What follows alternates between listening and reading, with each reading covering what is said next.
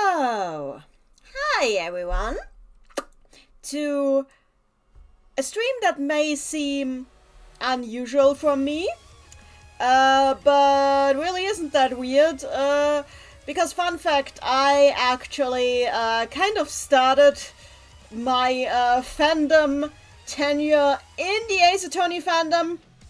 That was in fact the first fandom where I ever made a bit of a name for myself.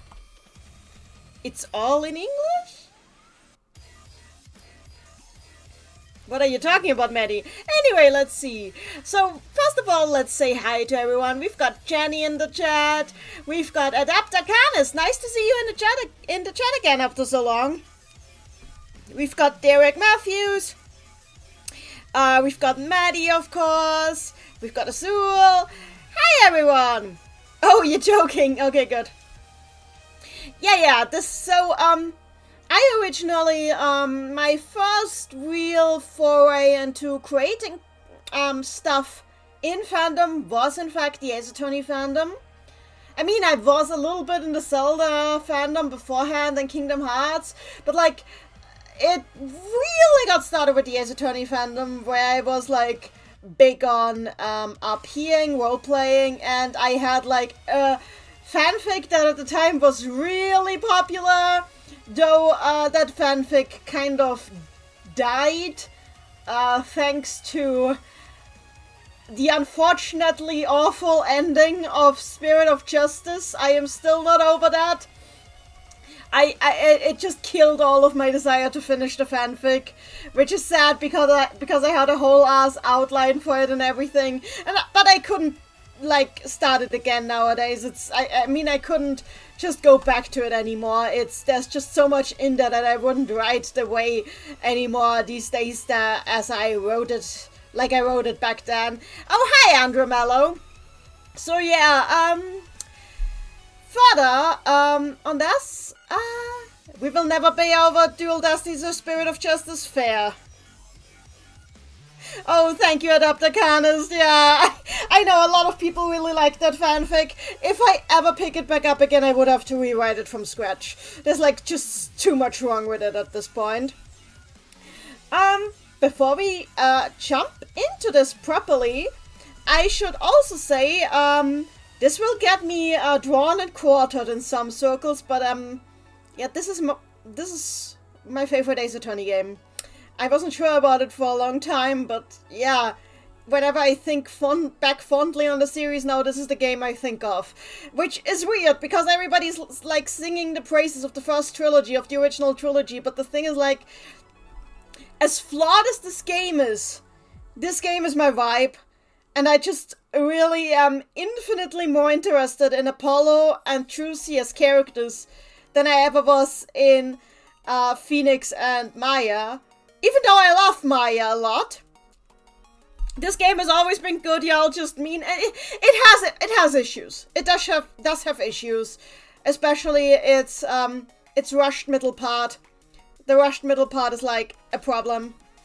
But I do love this game dearly, especially like the visual, on the visual side, the musical side. God, I think it's just really underrated, even to this day.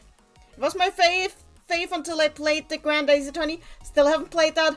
Probably should. But I've just been out of the Ace Attorney space for a long time now. But hey, today is the 20th of April, 2026. The exact day that the first case of Apollo Justice happens, according to the calculations of the fandom, which have been going for years. As for Phoenix inclusion in Apollo Justice, I think it works. People underestimate. People overestimate Hobo Phoenix and underestimate regular Phoenix. That's, I think, the biggest problem.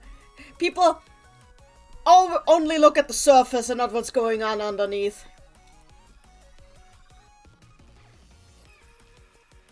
It was my writing that made you fall in love with that characterization. Oh, I'm so glad. Thank you. God, I'm still writing. I still love writing to this day. The fanfic I wrote for this fandom was like a big part for me developing my style too. It does have a lot of missing potential, true. So, let's go to main. Here we are. Everything should be in prepared. I put like the bottom screen here as like a tiny thing. And this is the main screen. We're playing in Japanese, which will be quite a blast from the past for me, because these were the games I initially used to practice my Japanese when I first started studying. In fact, these games were actually a big reason of what inspired me to start translating video games. The English translation was a big inspiration for me in general. And I just am really interested. I've never played this all the way through in Japanese. And I mean, we're probably not getting all the way through today either. But I have played parts of it in Japanese before, so here we go. Wouldn't have expected anything else, of course. So, I need to turn off the music because we are about to indulge in the dulcet tones of Apollo Justice Ace Attorney, or as you can read on the screen right now, Gyakuten Saiban 4. As for that, before we continue, I just want to tell you, yes, the series is called Gyakuten Saiban in Japanese, which translates to Turnabout Trial or Turnabout Court, depending on how you translate it. Let me just get my mic a little bit closer. Hi there, Mega Katanim. Thank you for joining. Oh, I see. Yeah, I was talking about this earlier today. Oh God. So yeah, we are playing in Japanese. So let's get going. I am emulating it, but I have this exact version of the game in I actually own this exact version of the game physical. I always say this at the beginning when I actually own the game. So yeah, let's go. Here we go. Yeah, that is why all the cases are Turnabout something, because the series in Japanese is called Turnabout Trial. Here we go! So, Hachime kara, from the beginning. So, Gyakuten no Kirifuda, which means the trump card of Turnabout. So yeah, Turnabout Trump, even though the title is unfortunate these days, but whatever, let's go! Here we go! Confirm. Yes, we're playing the DS version, by the way. I'm not a big fan of, like, the upscales. I think these games look best in pixel.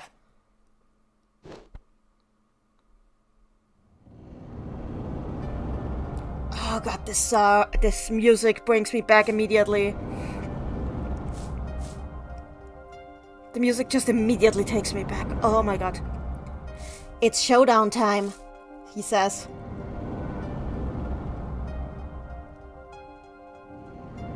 You lose, he says. Roar! Yeah!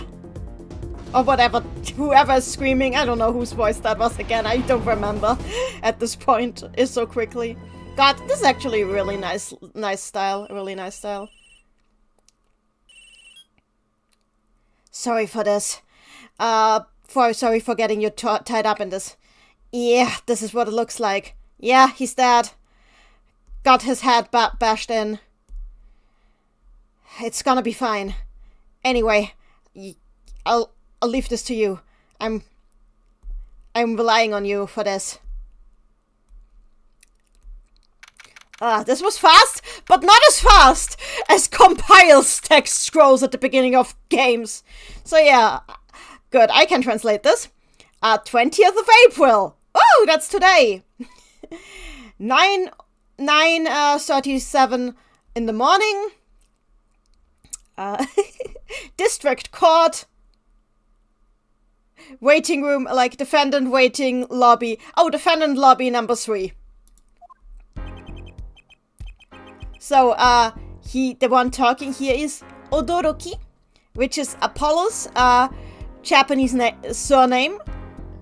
Odoroki means surprise in Japanese, and it is the renyoke, the renyo form of the verb odoroku, which forms a theme with Trucy and later on Athena, because Trucy's given name is Minuki, which is the Japanese verb, the renyo form of the Japanese verb minuku, which means to see through, which is incidentally also the word used for the perceive feature in this game. And Athena in later games has the surname Kizuki, which is the renyo form of the verb kizuku, which means to notice something. So they all have a theme naming going on. Now, kizuku is noticing, not hearing. Okay. Let's continue. Hey, good morning. Oh, okay, that was Christoph. Hey, good morning. There shouldn't be a hey. What does he say? Well, good morning. Yeah, well, good morning it would be. Oh, he calls him Sensei. I completely forgot that he calls him Sensei. I'll translate this on the fly. I don't remember what the official translations are.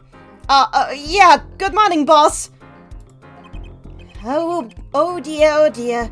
You seem quite stiff there. I'm not stiff at all. I'm completely fine. 100%. Yeah, I'm fine. That's like that phrase got like, bootstrapped into his catchphrase later on. I think they did have it transcribed, I think.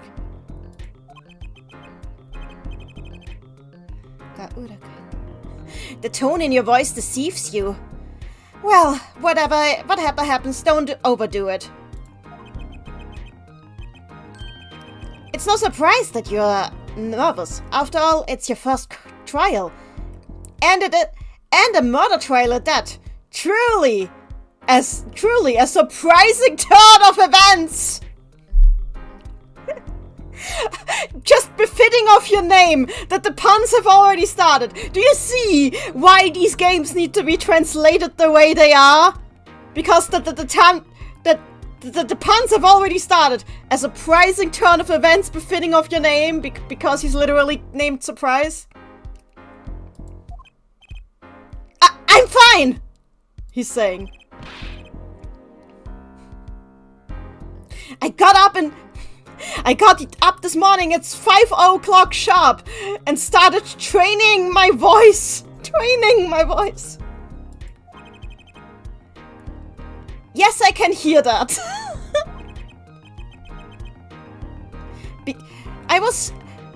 I could tell because On top of your voice betraying your nervousness, I was also able to detect a slight rasp in it.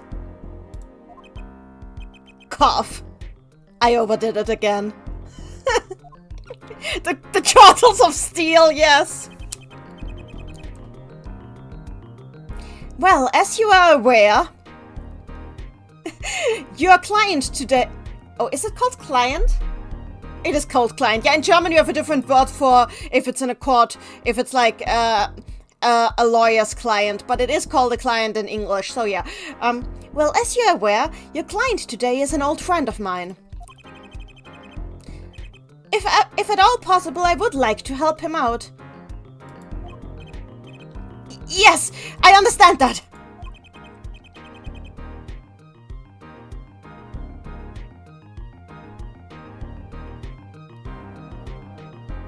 Incidentally, at the time of the crime, I was supposed to join him for dinner.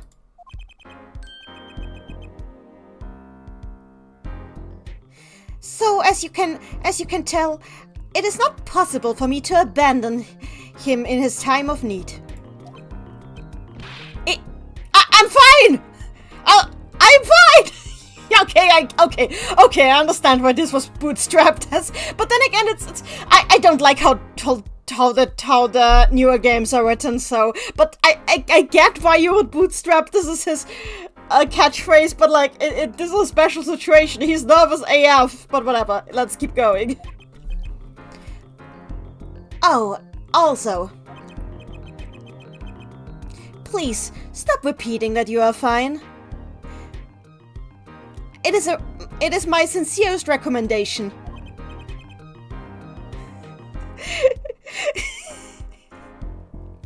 It might give the people around you the impression that you are in fact not fine. Sigh.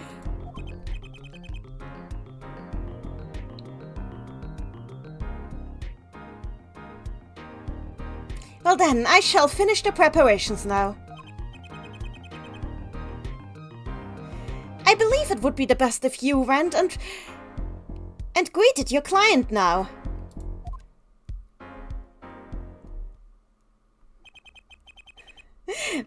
My name is Odoroki Hosuke. So that's Apollo's Japanese name, Odoroki Hosuke. The funny thing is Hosuke, literally, the name means literally law. It's like the most obvious name. Law. I actually think that Apollo Justice is a more creative name than Odoroki Hosuke, but it's fine. Law boy, yes. He never says it in the other 3 cases. Yep, Maddie, exactly. See you later, Mega Katanim.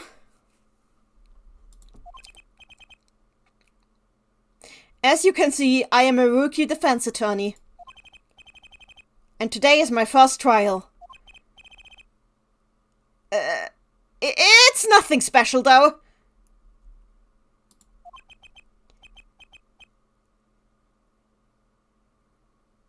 My client is just being suspected of murder. Yeah, that's such a normal thing to be suspected of. Happens to be every day.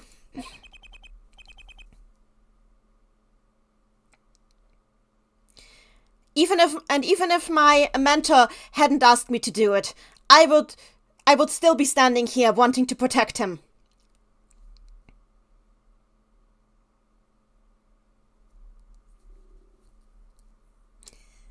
Yeah, as you can see, they translated really well, Maddie. Yeah, in English they had translated it as justice doesn't start small. It works perfectly.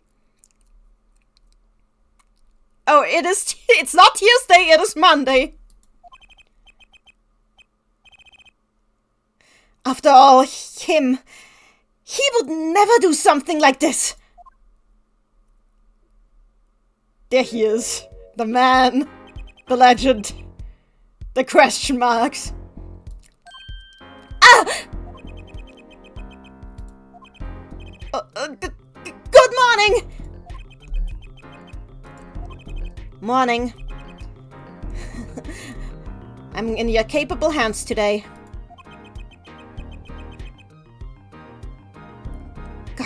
Darn it, now that I'm in front of him, I'm even more nervous than before.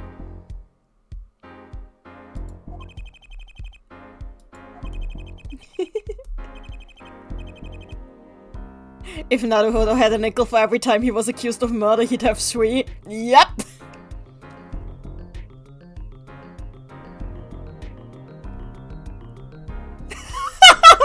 I know that the English translation is really good! First trial, nervous. Meeting him, cardiac arrest. I love the translation, it's so good. I'm getting nauseous. So, your name was... Yeah, I'm fine! Oh. Mr. Fine, it is done.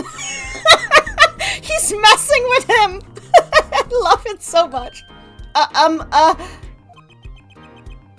Yeah, I did remember that you had kind of a weird name. You don't get to talk! It's just like Mr. Gavin said. He does not believe me I'm fine at all!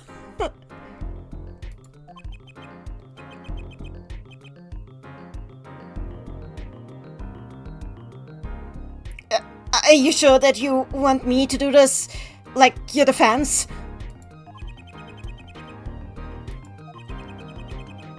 Okay, I'm going to use the English names just for... I'm going to explain the Japanese names, but I'm going to use the English names for vibes, unless it's necessary.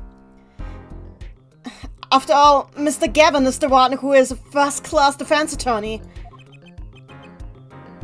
So, why is it that you asked for... You're going to understand it soon enough. Huh? You can do this. So believe in yourself. Excuse me, but...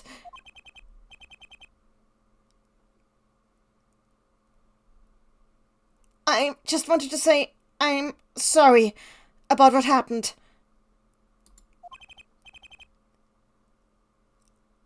After all, I'm just... Hey, it's almost time. Let's go. Oh, you want me to explain Kristoff's name? Okay, so got you. Let me just go into the court record for this. So, his name is Garyu Kirihito. Garyu is... Oh god, how do I even go into this? Nobody has ever been able to figure out if there's supposed to be any sort of pun in Garyu. Oh, I suppose... Okay, I literally just looked it up in okay, I found the pun. I literally just looked it up in the, dictionary, and like Garyu, it is homono. There's a word that is Garyu, that means Garyu, that means self-thought, your own style, your own style. So I guess it's because both of the brothers have a very particular style that is like completely unique to themselves. They have like their idiosyncrasies, I guess. It can also be translated as Dragon Fang, which I guess gives a parallel with Phoenix himself, because his given name is Ryuichi, which is also like the dragon. So I guess so he's just the fang of the dragon, as opposed to being like the whole dragon. Garyu apparently can also mean an unrecognized genius, which would be weird because I don't think either of the brothers are unrecognized. But as for the actual kanji that I used, hey,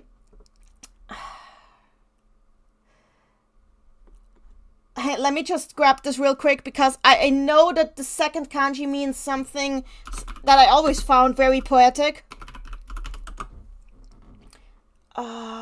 Yeah.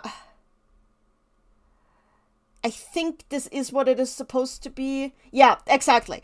So, So in the kanji, it's written, the first kanji is Fang, as you said, with the dragon fang. But the second kanji is lapis lazuli, which is interesting because if you know about lapis lazuli, it's well, you probably know about it. If you've ever watched Steven Universe and are very interested in this. But despite being a super beautiful stone and super rare and being used to paint, like the paint is relevant too. It's being used to make like the most expensive paints. It is also soluble in water. So like it's a gemstone that is beautiful, but it dissolves really quickly. So I think that it's supposed to give a vibe, especially because his given name is Kirihito. With the kiri meaning fog or mist, which gives like a kind of a shady feel or mysterious feel. Shady or mysterious. It's also interesting because kiri, hito, the kiri also sounds similar to kiri as in cut, and to cut down someone is often a euphemism for killing someone in Japanese. So, yeah, let's keep going here.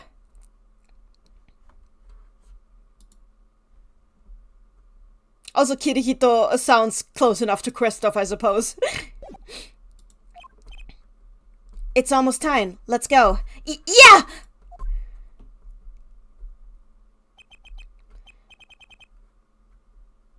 Right. I need to focus on what's right ahead of me right now. I'm Apollo Justice, and today's my first trial. Same day, 10 in the morning, District Court, Courtroom 2. Oh god. Here we are. Now, the trial shall commence. The prosecution is ready, Your Honor. The prosecution is ready, Your Honor. That's better. The defense is fine. Yeah, thanks, Apollo. Oh god. What did I just say? I'm fine? I feel like my head is a complete blank. Why did he grow his hair out like this? Because Phoenix destroyed his ability to grow frontal hair.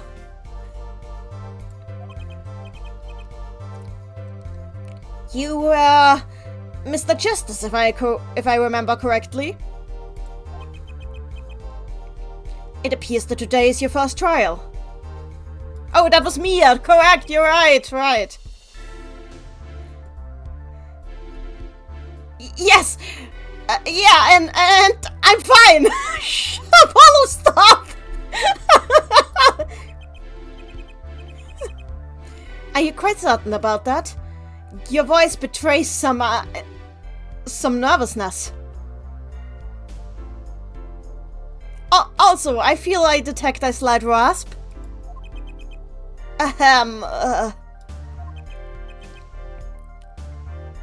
Excuse me, defense attorney Gavin. What would it be, Your Honor?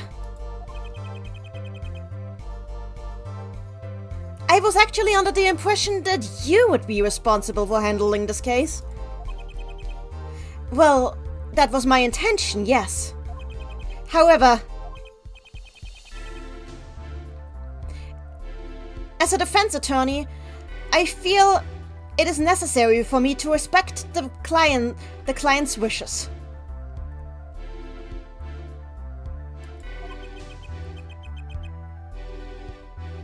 And the client specifically asked for Mr. Justice here.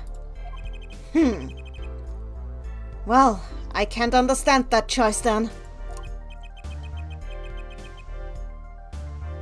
After all, you, Christoph Gavin, unknown... After everybody... If people speak of a first-class defense attorney these days, they speak of you, Christoph Gavin.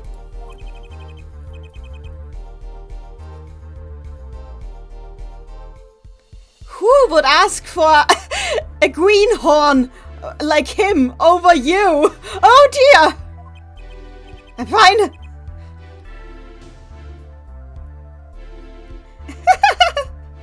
After all, when it comes to training the heaviness of my voice, or to the strength of my voice training, I am in no way behind my mentor. Apollo, that is not the problem here. Oh god, I even got the term greenhorn correctly. That's hilariously.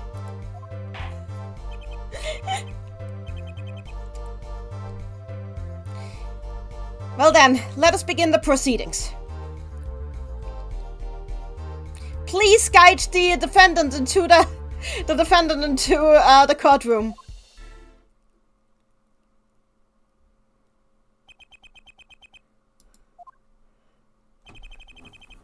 It is truly a shame.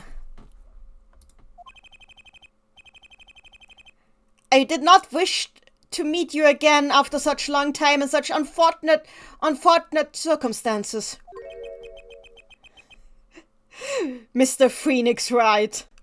So yeah, it's his Japanese name, Naruhodo Ryuichi.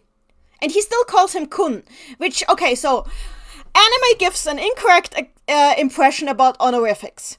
Kun is not just about closeness towards a boy. That's not what Kun expresses. Kun does,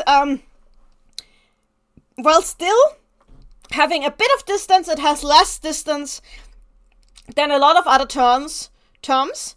And Kun is especially often used, not if you are just familiar with someone, but also if you are on a higher, if you are speaking in a hierarchical manner, and you are just mildly higher than the person you're talking to. Not so much higher that you're a king or something like it, but you are on a higher stage of the ladder, but probably a colleague or something of the matter. Then it is quite common that you call the other person Kun, and that is disregarding of gender. That's something I noticed quite quickly. The judge in these games also calls the female attorneys Kun. So it's completely disregarding of gender. It has nothing to do with that. One rank higher up on the ladder, yeah. So yeah, he's calling him Naruhodo Ryuichi-kun. And he's still calling him that, even though they are not, he's not a defense attorney anymore, yet the judge still calls him Kun. That means in the eyes of the judge, he's still a fellow law professional. The judge still sees him that way. So that's really, it says a lot. Come to think, how old is the judge? What does the court record say about that? Nothing. But I assume he is older than this guy who's 61. We will never know. It is sweet, yeah. Please, forget about what was long ago.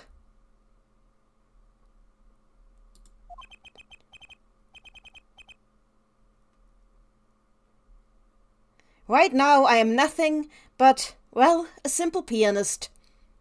Are you a pianist? Are you?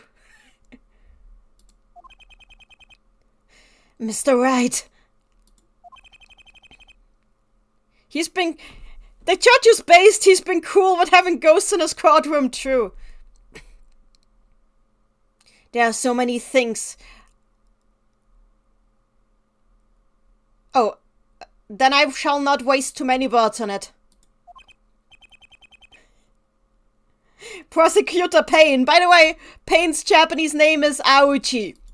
It's Aoichi, oh god, Takafumi. Yeah, Takafumi. Aoichi Takafumi. It's literally ouch. His name is literally ouch. It's great. Payne is the best translation there.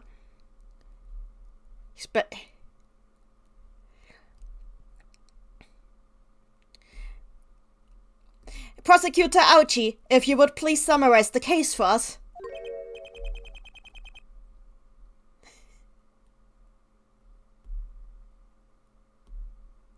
I would never have expected that we would meet each other again in this way. I see you haven't changed one bit, Prosecutor Payne. His name has been out for 120 years. Yes.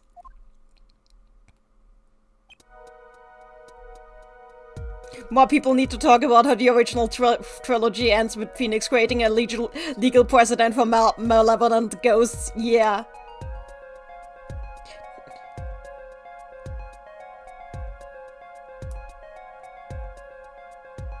Someone as ever I see, I love. Phoenix is great. Now then.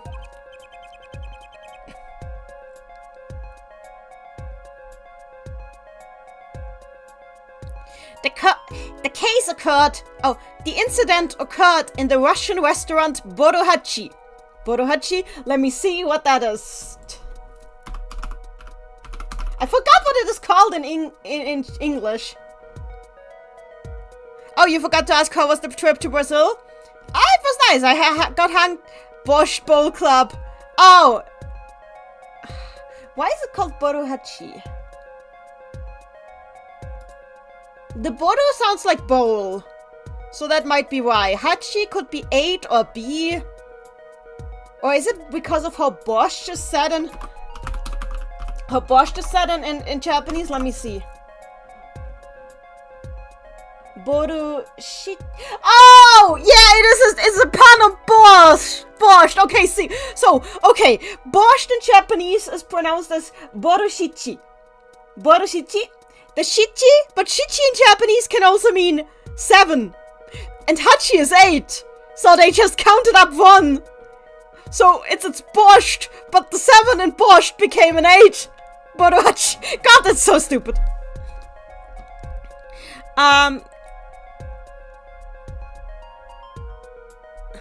Borscht plus.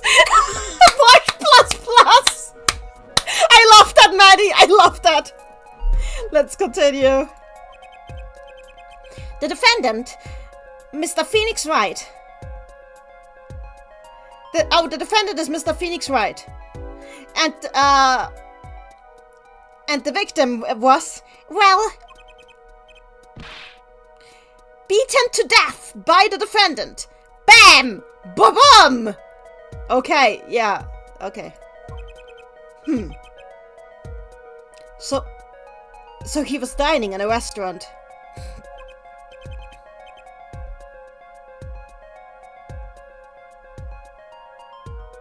Oh, but, speaking of the victim, well... Oh! Okay. Dialogue is hard to translate sometimes. So, the judge actually said... Ah, I see. So the victim was dining in a restaurant.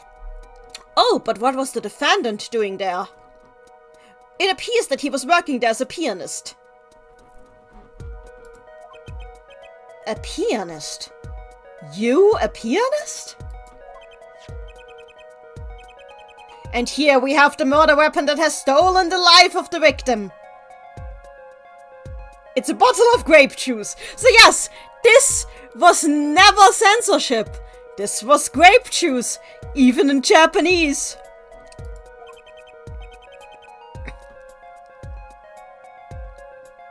Apparently, it is the favorite drink of our defendant. He is always seen drinking it. Is he? I think this is like the only time this ever comes up. I wonder if like all this time we just weren't able to see Phoenix just walking around with a little like Tetra Pak with a straw out of it of grape juice.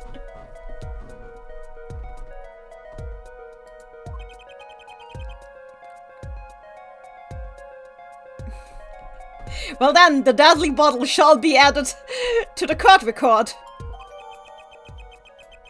Murder bottle has been added. Murder bottles has been added to the court record. Mr. Justice. He also calls Apollo Kun. Just so you know, it's the same vibe. Yeah, this is tutorial stuff. Everything, all evidence will be recorded in the court record. So make sure to check it. I know how to play the Ace Attorneys. Apollo, the court record. Fine! Okay, yeah, you're fine. We get it. I've heard about that before. I sure hope. You can always check it with the R button. I don't need an R button. I have a touch screen.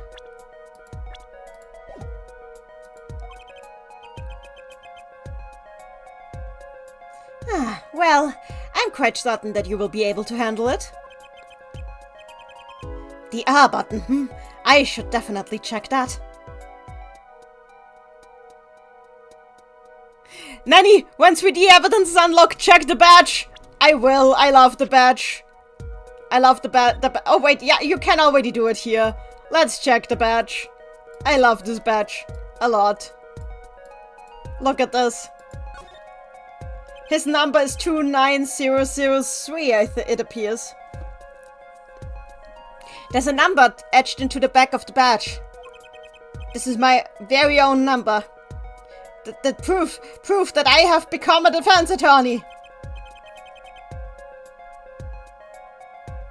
Honestly, I can't stop grinning when I just look at it. Is it a Godo Avasa? Let me see. Nikyu. Okay. Nikyu. Nikyu-san? I can't tell if this is a Godo Avasa for anything. It could also be Funa, Nikyu, Fukyu. Honestly, I can't tell if the number is a Godo Avasa or if it's just a random number. This is a 0, right? Yeah, those are zeros. Those are definitely zeros. There's a pin. Ah, that's the same. Yeah, but this doesn't By the way, the localization adds in a movie reference to that part. Oh, please tell me about it. I appreciate that the localization toned down the M-fines. Okay, fair. I guess he has nothing to say on the scales of justice. There are many numbers I like, but this one is mine. Aw, that's actually cute. Honestly, Apollo is such a cute character. I can also look at this closely. There's a photo of a dead man. Or just a very drunk man. Oh yeah, we can look at the bottle. Look at all this delicious grape juice. Fresh from the grape. Budoro Jusu. Yeah, grape juice. Grape juice, huh? Kind of takes me back. Takes you back to what? Looks like this is Mr. Wright's favorite drink. But I have no idea if this actually fits with borscht. Why would you care if it fits with borscht?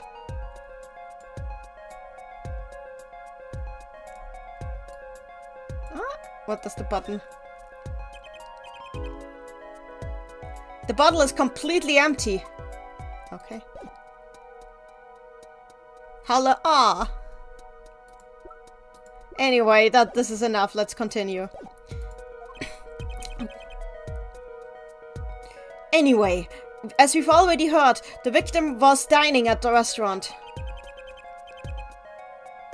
Okay, so now we get the Japanese original for Shady Smith. Fushikagero. That's what? How does nobody assume that is an alias? That does not sound like a name. Urafushi, what the hell? That does not sound like a name. That is the worst alias I've ever heard of. Like, for example, the Kagero. The Kagero already means shadow. Urafushi. It's not a name. The Ura means like the flip side of something. Like, something that something is hidden behind. And the Fushi is edge. Like, just hidden behind the edge. God, this is such a fake-ass name. This is the most fake-ass name. It is believed that he was a traveler. A traveler, you say? According to his passport, he has spent several years abroad. Apparently, he has only very recently returned to our country. It is very difficult to retrace his steps, though. What sort of relationship did he have to the defendant?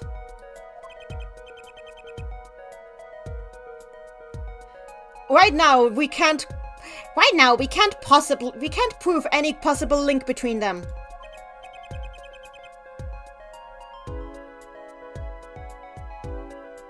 I mean, nobody blinked at the witness named Avengeful's foster child. So maybe this is just par for the course for everybody. Aside from Eggs Benedict.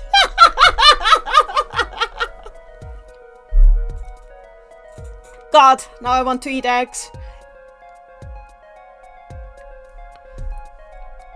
At the night of the case, incident, God, it's hard for me to translate this legal jargon sometimes, even though this is how I started.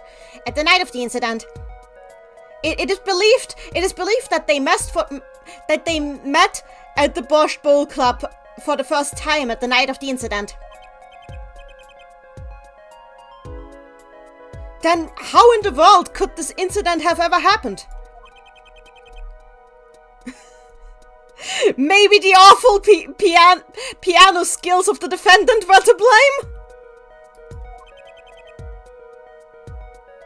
Oh, we don't believe that was the problem.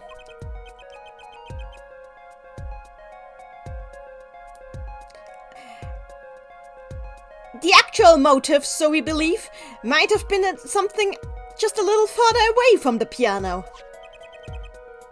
Please take a look at this photograph.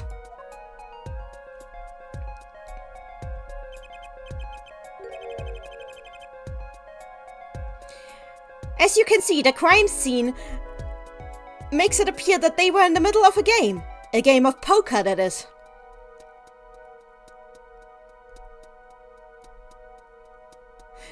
Perhaps the victim slighted the defendant's piano playing. I think that's accurate enough.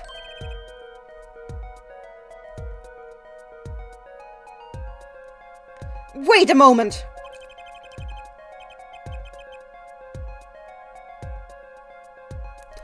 Hang on.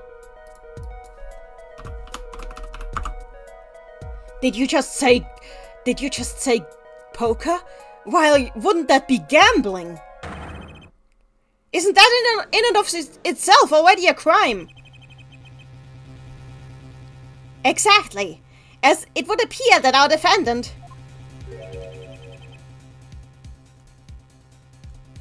has already fallen to the lowest ranks of criminal activity. Objection. Iggy Adi. So Iggy means objection, Adi means is existence. I have an objection. Iggy Adi, I have an objection. Bro, you're the poker head of courtroom number 3, true?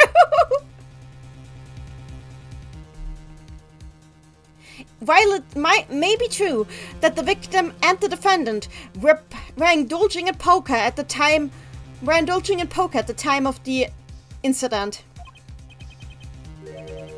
it was merely that, a game. Just a friendly competition. Friendly competition, you say?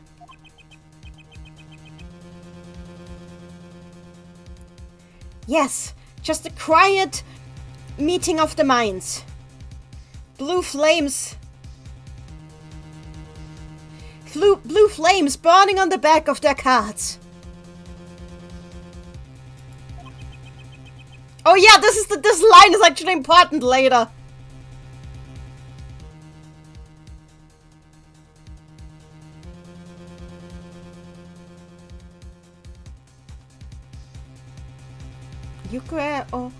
He's being so stupidly poetic here. その勝負の行方は知っていたのですよね. You too must be familiar with the その勝負の行方は知っていたのですよ. And the outcome of this contest is quite clear. I'm not quite sure what you mean. Why is he being so poetic here? Yes, a test of wits, a silent clash of passion, only the cards, step X, wreath and blue flame, know its final outcome. Yeah, that's exactly it. Honestly, the translators had more time than I did just now, so yeah. That line exposes him as a loud but true.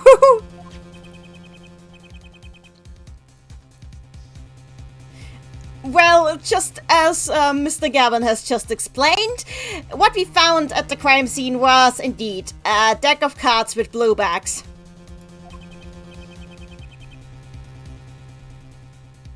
I believe that the overly poetic words of the defense attorney just now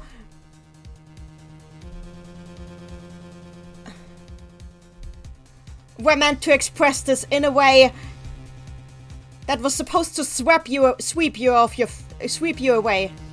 Yeah, it's really hard at translating live.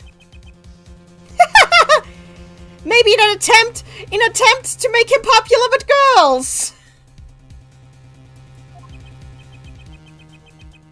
So basically, God, being accused of flirting with the judge.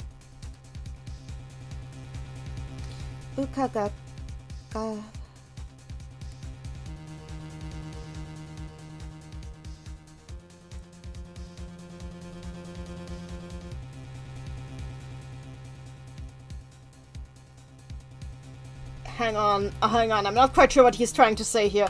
Ukagara.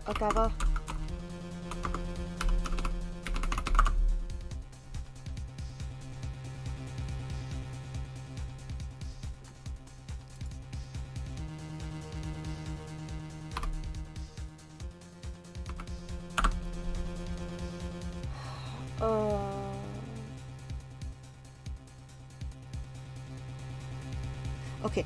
Ukagawa nakereba. It appears I will have to be the first to ask then. Okay. What exactly? Oh, okay. It will. Okay, not. I will have be. Then it appears this will have to be the first thing we ask about. This very game of poker. Now then, defendant, please testify about what occurred on the night of the incident and during this battle of wits. All right then. It's about to start. My first trial. Or rather just my trial. About the contest or the battle.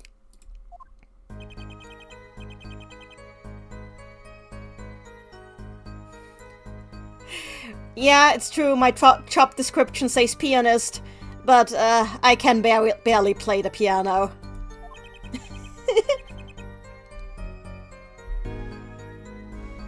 My true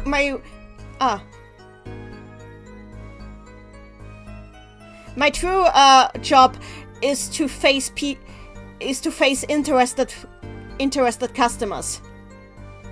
Face them in poker, that is.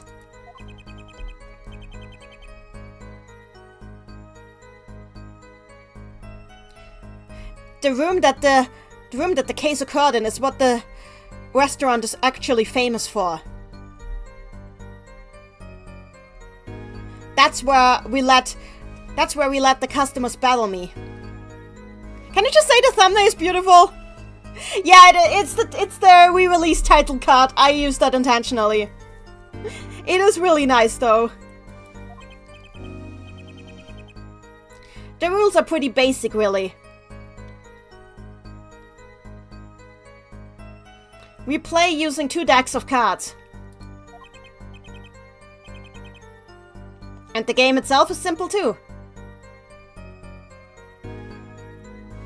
Okay, it's really just a contest to impress the customers. Oh, yeah.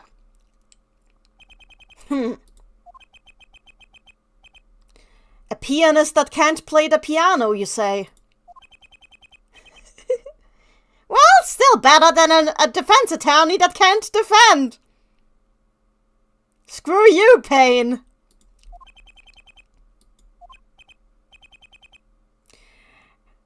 Now then, if the defense would please commence their cross-examination. Yes! My cross-examination.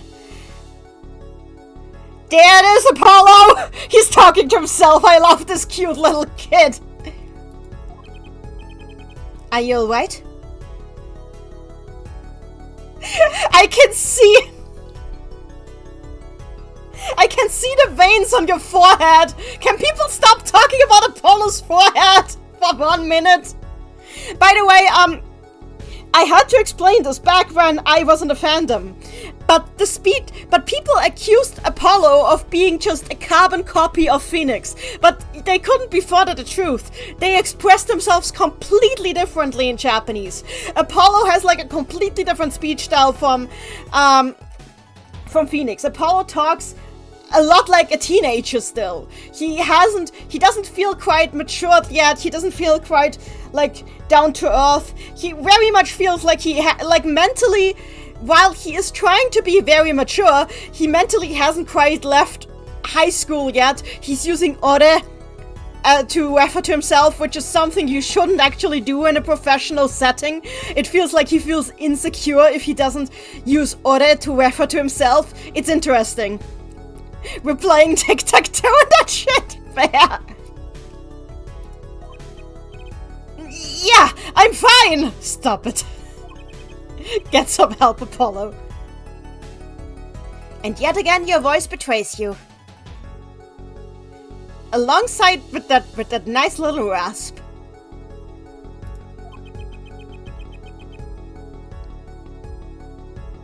My brain is betraying me too. Thanks, Apollo. In fact, I feel like it's rasping as well.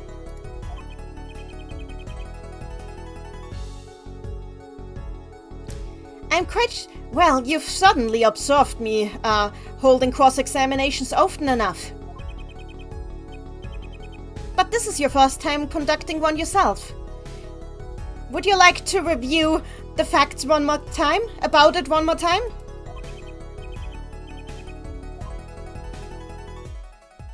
The localization kind of did the same thing with Trucy sounding like Maya, didn't it? I wouldn't even want to blame the localization because I think they did their best. I think people just aren't really good at detecting nuances in English. But yeah, this is a good... I love the music in this game a lot. Just bullets.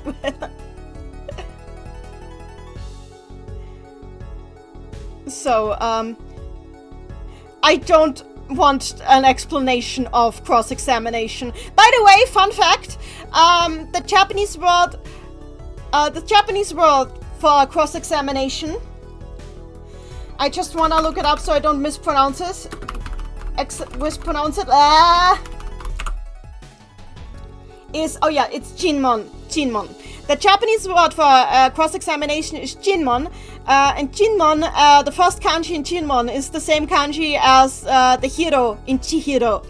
Chihiro being Mia's Japanese name. So the puns continue. So yeah, I don't want you to explain it, please. I don't need it.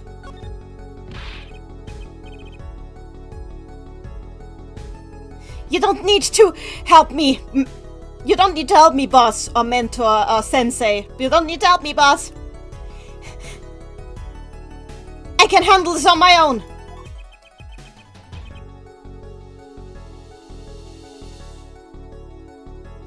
Testa. You sound... You're talking like an underling in a Yakuza movie. Are you sure you can handle this? Yeah, as I said, Apollo is like, in Japanese, like, really childish in how he expresses himself. That's what he's talking about here. Not childish, like, yeah, teenager-ish. Should I show him my badge to prove that I can handle it? I'm fine! This is going to be the fruits of all my voice training! Yes, Trucy appears in this case.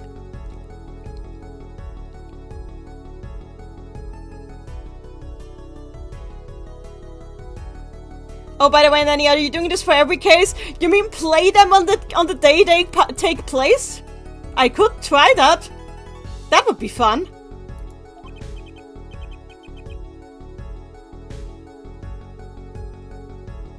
My weapons are press and percent.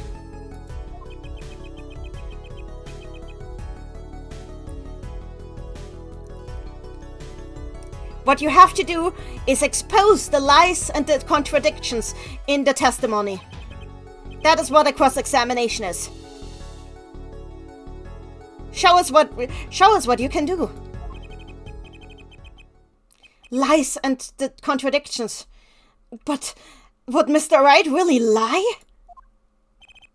I can't believe it. What do you mean you can't believe it? You've read his case files. The man is a master bluffer.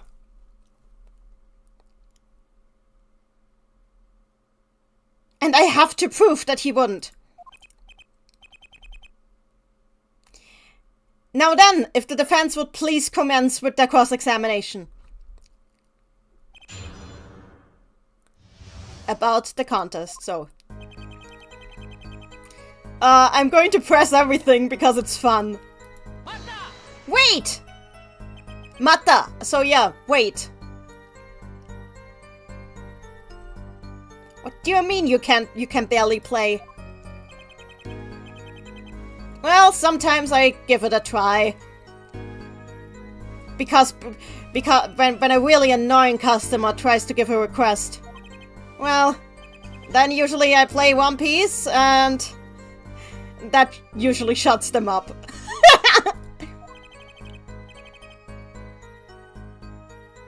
He kind of sounds like he's proud of that.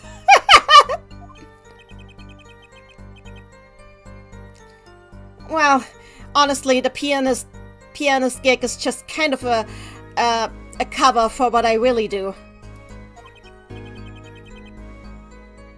Then what do you really work at the Borscht Bowl Club for? Is it Ace Attorney gameplay if you don't press everything? Good question.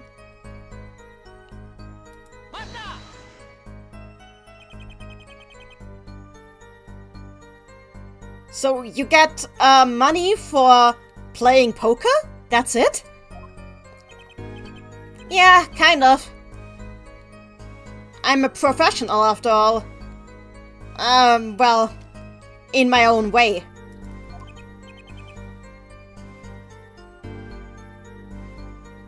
Don't let it get to your head.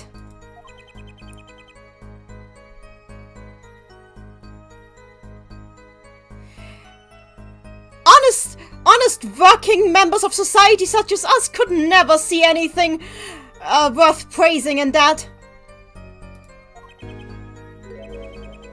Yeah.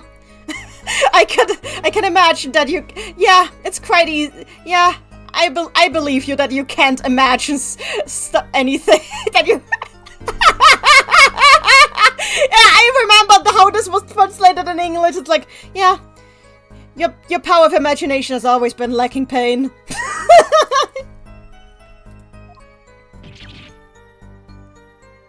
How dare you! You see, I've been playing poker in that little room for the past 7 years. You're the chief, yeah. And all this time, I haven't lost even once. Phoenix shuts people up by showing them Wumpy. Fair. Huh? I mean, doesn't it make sense, doesn't it? The famous legendary poker player that hasn't lost even once. Makes sense why people would come to try their luck against me, wouldn't it? Just to try and beat me. But how can it be that you've never lost? That's just not... Yeah, I'm a professional. See? Hi, Shadow Kitsune!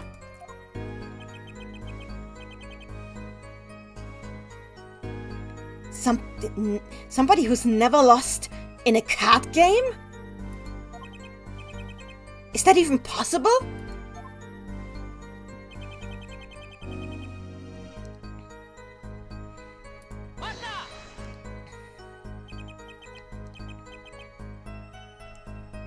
So, you're saying that the crime scene is the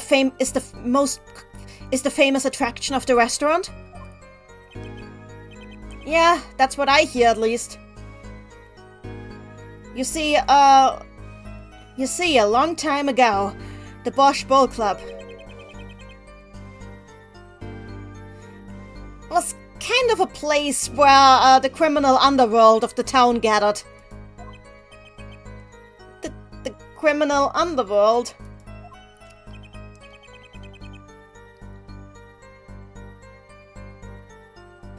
Obviously, something like that only exists in movies these days.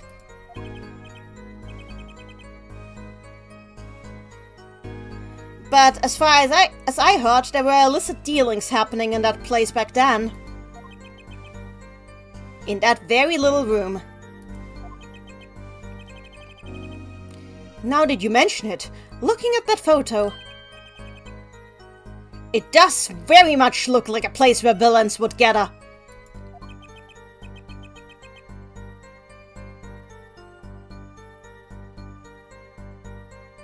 Yeah, this is where they would flock together, gathered around the table, out of the eye of the police, discussing getting their orders from their boss. Oh no, that's not quite it. The bosses would gather out of the eyes of the police, discussing their dirty work.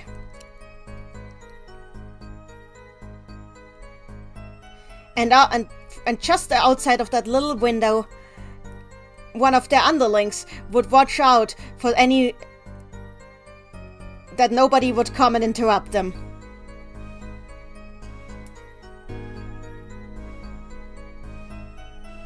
I'm surprised they didn't call it a speakeasy in English. What is a speakeasy? I don't even know what that is. Traveler Jenny, this franchise sure puts a lot of emphasis on perfect records, almost like it's boxing or whatever. I mean, it does give kind of like a sort of tension, stakes to everything. Load-bearing penalty. That's about what it sounds like it was like.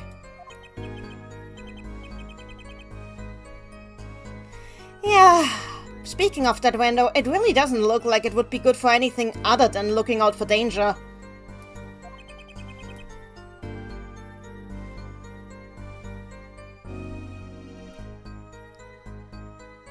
Hang on, Tsukage? Shikage? Oh, I misspelled it. Oh, that's not it either? Is it Tsukage? Ah, Shikake! Okay, that makes more sense. Why did I misread that? Oh, because there's a ga right next to it. That makes sense. But while I'm at it, that room happens to have another nifty little feature to it.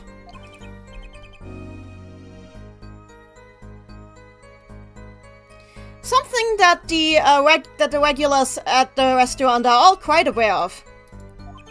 Most of the regulars are quite aware of, most, not all.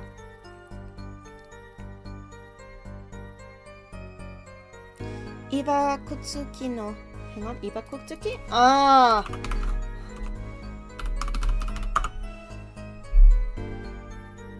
So yeah, here we have that shady little room. That shady little room, drenched in its interesting history, where the people hide away to enjoy a round of poker. It's a thrill with no victims. That's what we offer. So there's a nifty little trick. Okay.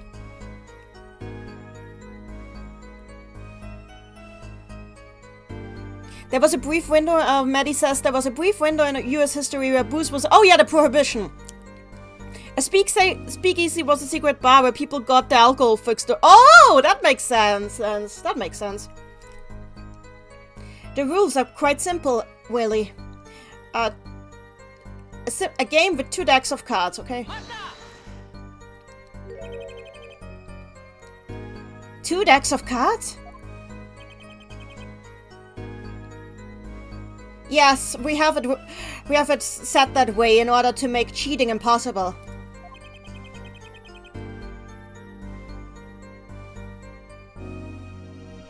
If there's 2 decks of cards used alternately, you can't really you can't swap out cards that easily. Well, that makes sense.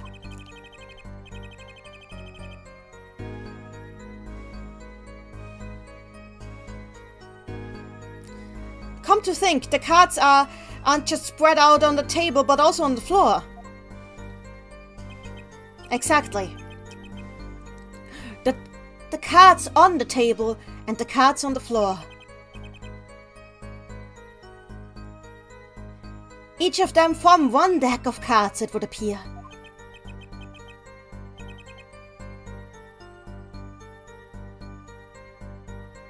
There are so many blue cards at the scene of the crime. It is a truly saddening sight, like tears. I'm quite sure one could write a nice poem about this. By the way, the cards that we used at the Bosch Bowl Club come in blue and red decks.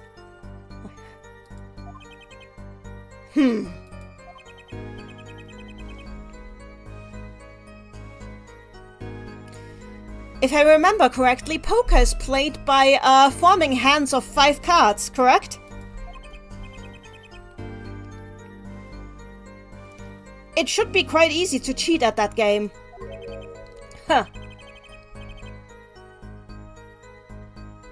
Okay, so this doesn't work in translation well. This doesn't work well in translation because so a hand of 5 cards. Okay, makes sense. But in Japanese, the word used for hands in poker is yaku. Yaku means roll. The roll that you a role that you play. You know. So when you say you make a hand, it's like you make a role. You create a role. You. And so now Phoenix is saying, huh, a game about creating roles to play, huh? That there's some meaning buried in there. A game about creating roles to play, huh? And Apollo is just puzzled. I mean, I think Phoenix is kind of hinting at the truth about the whole thing. I sure wonder which 2 gentlemen are red and blue. That too! That plays into it as well.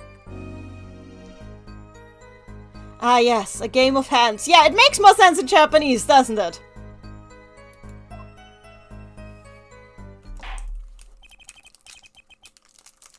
So that game you were talking about.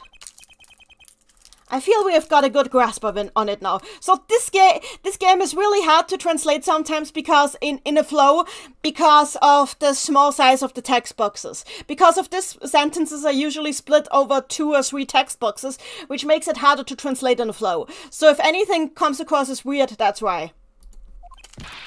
Yeah, exactly. It was just a game.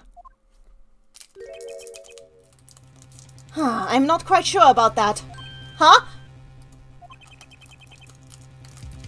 After all, a simple game wouldn't lead to a murder.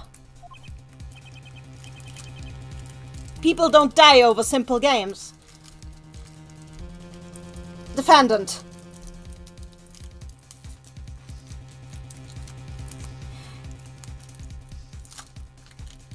You were in the room at the moment that the incident occurred. Maddie, take care of Bot.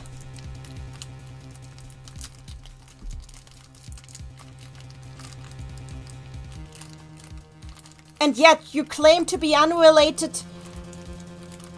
Can you claim to be unrelated to the incidents that transpired?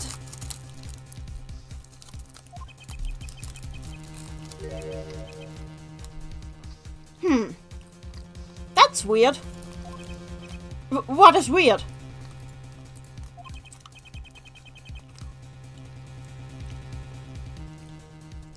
I believe I was just in the middle of testifying about the game of poker that night.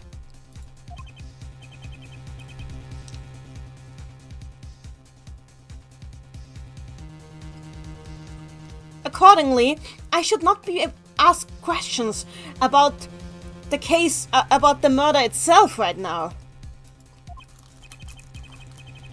Quite honestly, I would have expected an objection to ring out from the side of my defense this very moment. Don't worry, I always forget how to do it too, Maddie. I don't know if this is a hot take, but I think the translators should have the right to increase the size of the text box. That's quite difficult to do in terms of coding in most of these games, especially these old games. It would be very helpful if it was easy, though.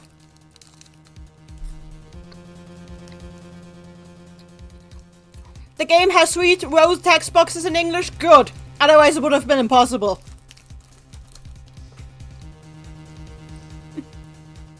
Nanny, Emma is not in the game yet. Put the snackers away. It's a peanut butter Kit Kat bar. I need some power. I hope that's okay. Of course, I would have expected an objection to ring out from the side of my defense just about now.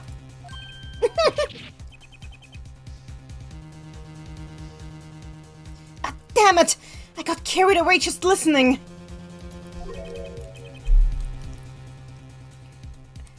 Hold it for a moment, Justice. Mr. Gavin?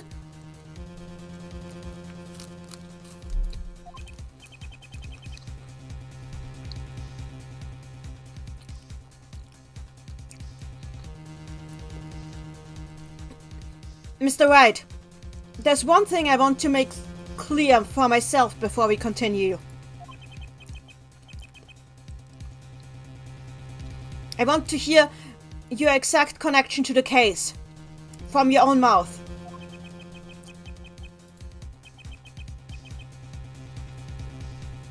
Well, if that's what you want to hear, that's fine.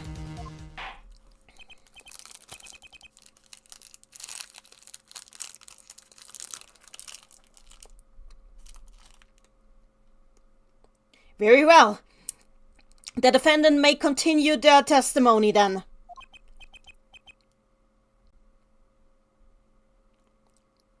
So this is what I get by pressing during a cross-examination. Your pressing didn't do anything, Apollo! Okay.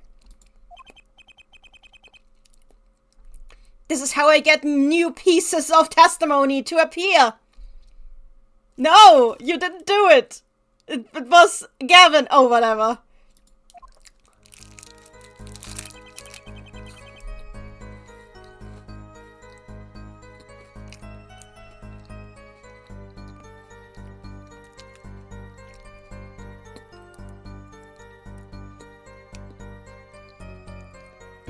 I would like to hold my silence in regards to the murder itself. The only thing I can say is that I did not touch the murder weapon. Oh. Oh. Oh dear. Oh dear. I remember this.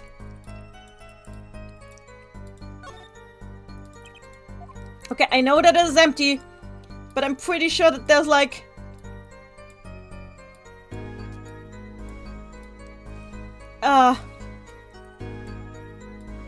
Wait, is it in the... Here?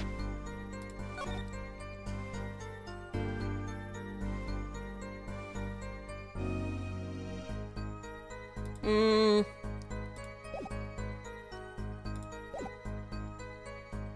guess I should press first.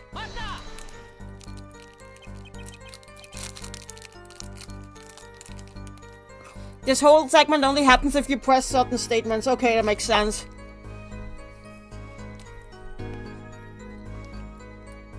You want to stay silent?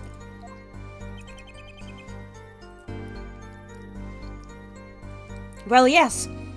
As the defendant, I have the right to not incriminate myself.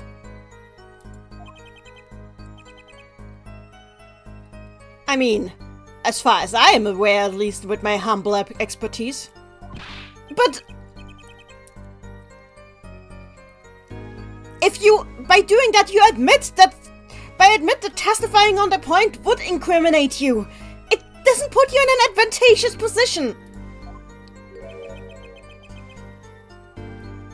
Well, yeah, but isn't doing something about that not your job?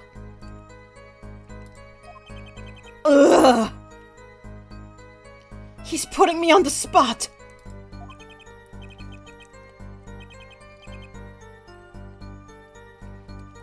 Now, Mr. Justice, much more importantly, doesn't this kind of bother you? What you just said, I mean. Huh? Yeah. He's right. What Mr. Wright said just now sounds kind of unnatural. Well, if you have anything to say, maybe you should present something then.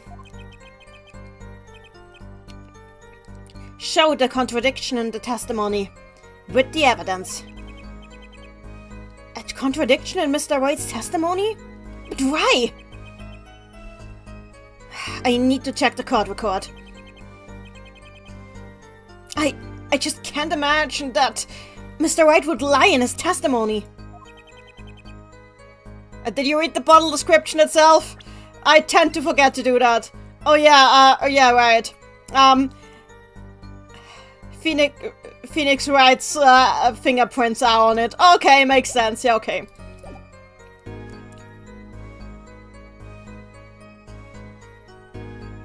Don't you think it is too early to draw any conclusions yet? This is your first cross-examination. Please don't lose your cool yet. If you need more information, don't forget to press the statements. Yes! I'm fine! One more time. Let's hear the testimony one more time. Oh yeah, because it rolled around. I forgot that this happens when their testimony rolls around.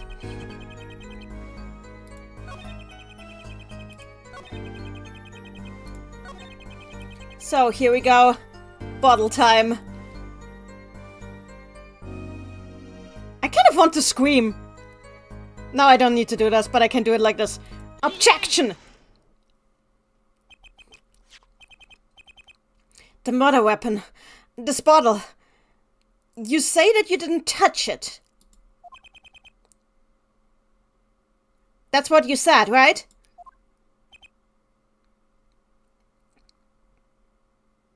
Yep, I said that. Apollo, I love Apollo's stupid face. I love it so much.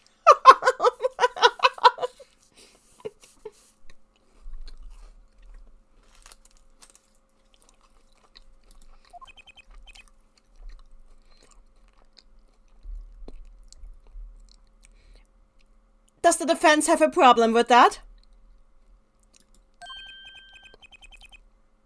And this is pain.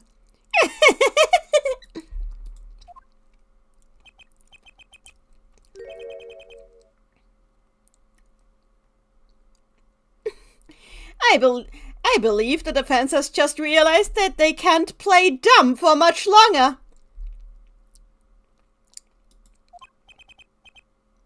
What is the meaning of that, Prosecutor Payne?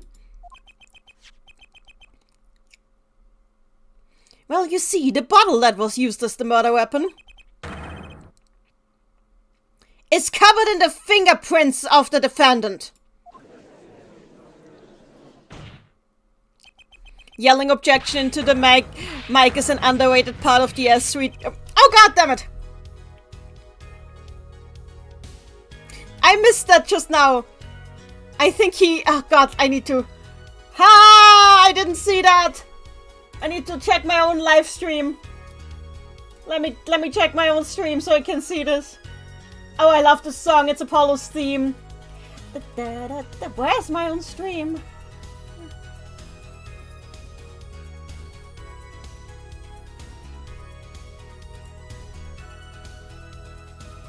Okay, he shouted objection really loudly. Okay, then it was just objection. We can hear you quite fine without yelling that loudly, Mr. Justice. He's very nervous.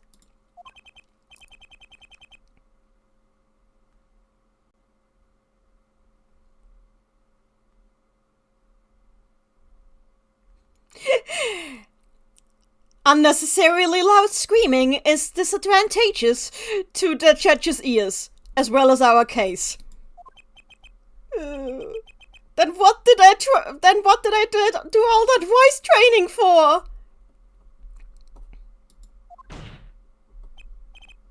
Anyway.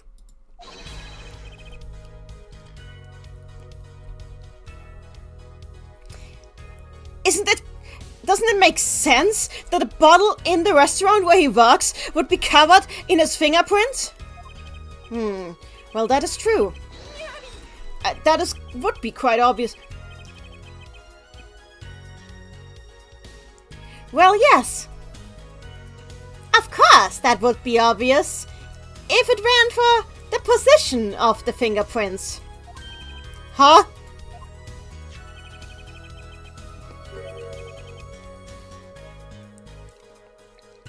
You see, the fingerprints found on the murder weapon were upside down.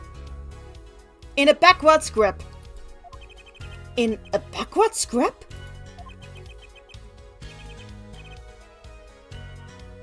I could think of only one reason to ever hold a bottle in a backwards grip.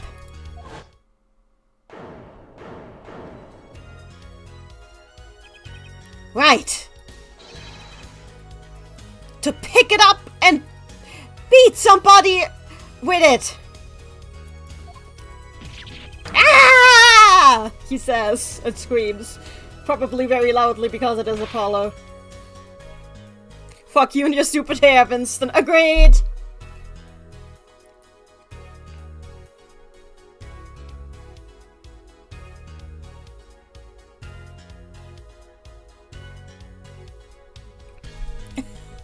Oh my god.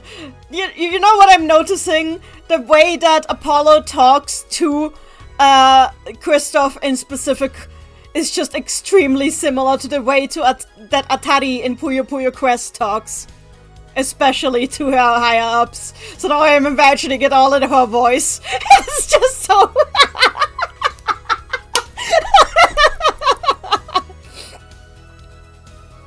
Totally not to grab it from the ground. Yeah, Jenny, I remember the two. Mr. Gavin!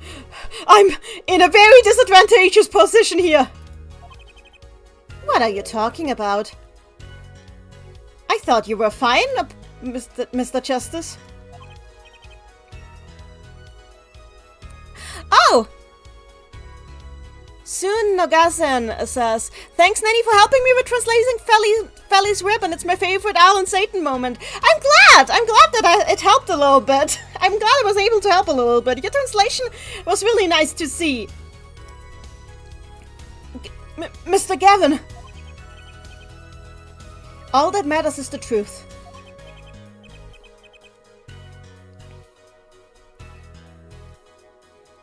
Everything else that comes before it has a meaning, and must have a meaning. I don't think Apollo would like Atari very much. Probably not. He's an A-girl! True! By the way, I find it interesting how much the defense attorneys in this series talk about the truth. Because in reality... I mean, let's keep going. Yeah, you know what I'm getting at.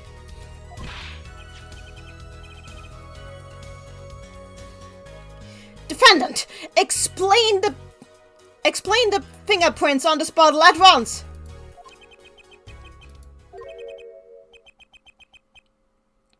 I thought I already told you. I asked for my right to remain silent on the case. For now, at least.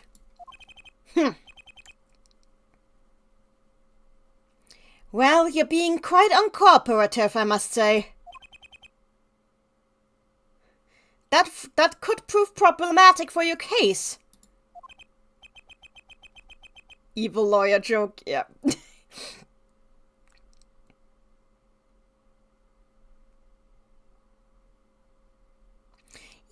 Well then, all that tells me is that he probably has some information to hide.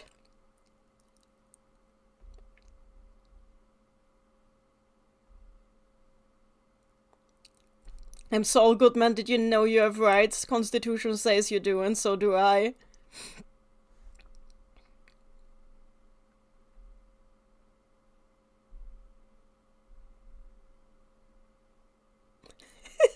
I'm sorry, my brain just went somewhere else for a moment.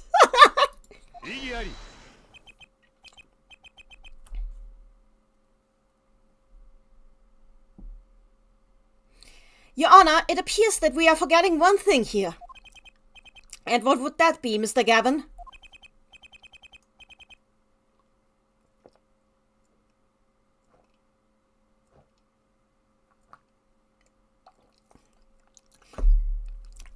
At the night in question, who was the one who reported the crime to the police?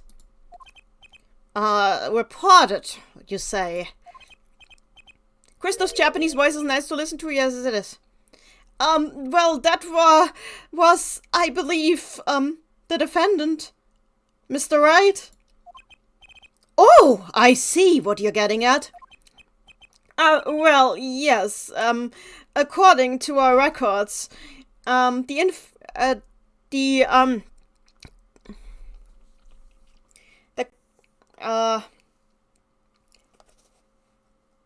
report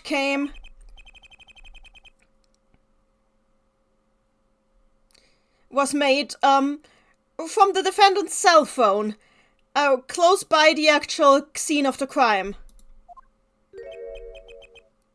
Close by?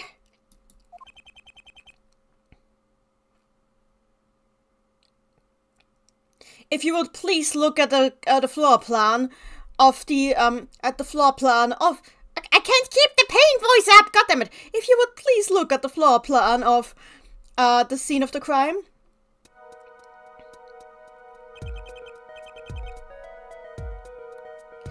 After the victim was killed. Oh, the place where the victim was killed was in the second basement floor in the small room.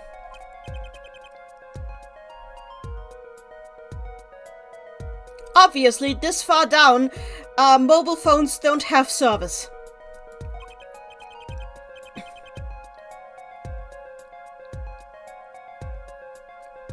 So the defendant used this staircase here in order to ascend back up to the restaurant.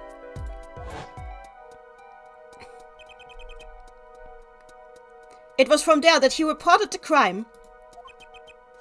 I see. With this phone.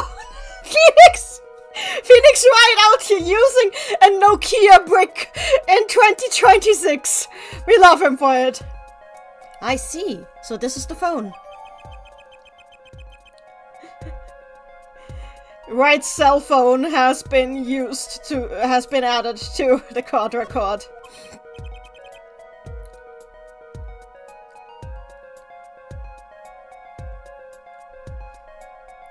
As you can see, the defendant had ample time to flee the scene of the crime. However, instead, he obeyed his civil duty and reported the case.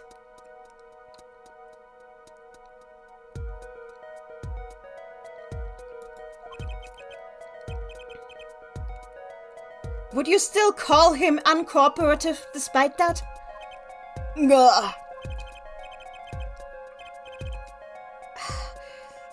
Mr. Gavin is great at this.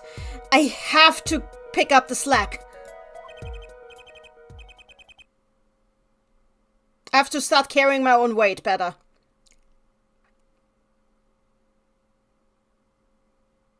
He should buy a new one. Maybe he can't afford, or he just doesn't care. It's the later Apollo. It's the later.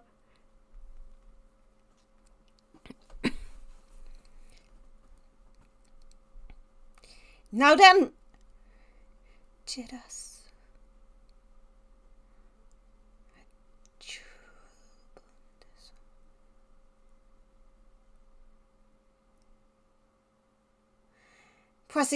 Now then, Mr. Prosecutor, I believe we've seen quite enough on that.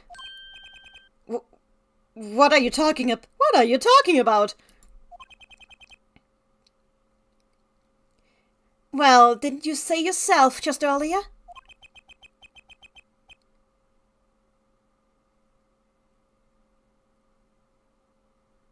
In the moment of the crime, the defendant was at the crime scene. But what exactly makes you believe that? Oh, certainly. I would like to know that as well. There's only one answer to that question. You must have a witness.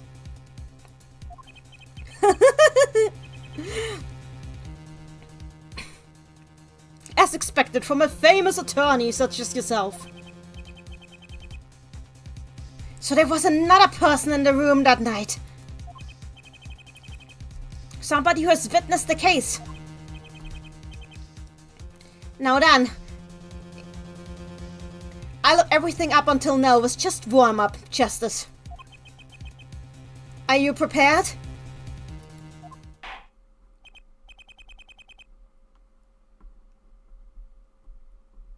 Now then, if you would please lead that witness into the courtroom. God, I'm not as fast as I wanted to be. Now then, if the witness would please state her name and occupation. Wait just a moment. What is the meaning of this? Oh, I'm quite certain that the witness is just a little intimidated by the defense's devil horns. What in the hell is that supposed to mean? Now, be unworried, young lady. I shall personally cut down those horns for you. Are you? Do you mean it? I swear on my gavel. So please, come up and look at us.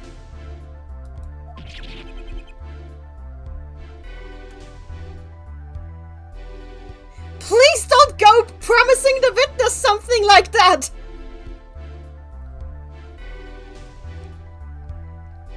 See ya, Andrew Mello. Well then, I shall believe you.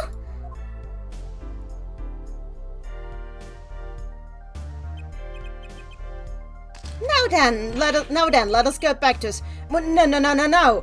Please, wait. What are you doing now with that? Oh, well, you see. It's sort of an occupational ill, I would say. An occupational ill? My name is Masaka Sakai. Okay, so interesting. Sakai? Those is actually a pretty common name. Masaka fits together with a lot of Ace Attorney names because it's like a kind of an exclamation that's like... It's just like, that can't... What?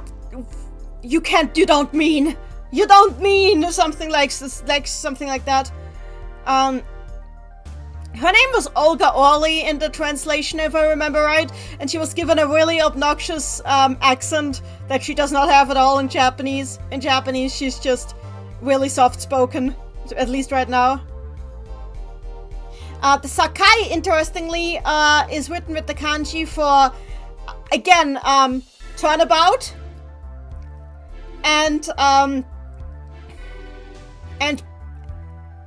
the place you're in. So it's like the turning around the positions, because positions were swapped, you know? It's interesting in that way. My name is Olga Orly. Isn't violence against hair crime, Yon? The jokes are so nice. I wonder if left to his own devices, Christoph would have tried to pin the crime on her. Probably. I work as a waitress in the Borscht Bowl Club. But why the camera?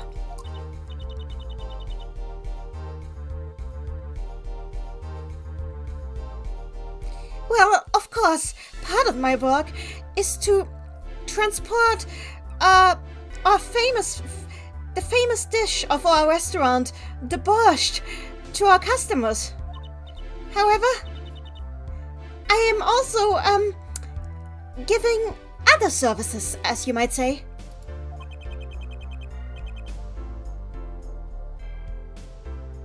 And I suppose that one of those services is taking pictures of the customers? Exactly. For example, like this one. There's another crime scene photo, hooray!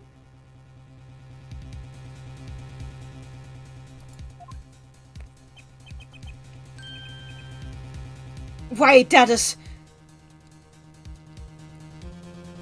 the victim. Exactly. This must have been taken at the night of the incident.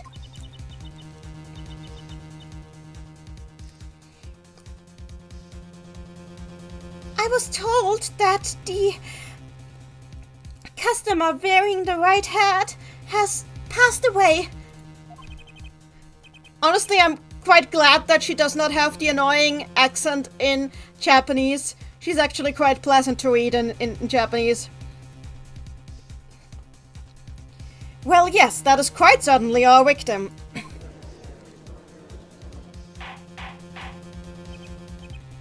Quiet! Order in the courtroom!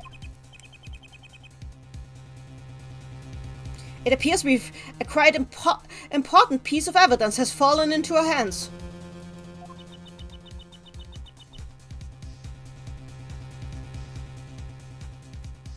Well, you know, bringing out warm dishes is my occupation after all.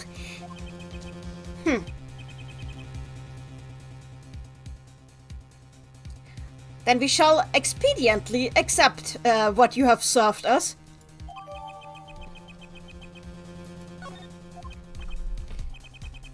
Now, witness, where exactly were you at the time of the crime? I was in that room. Narazumo, hang on.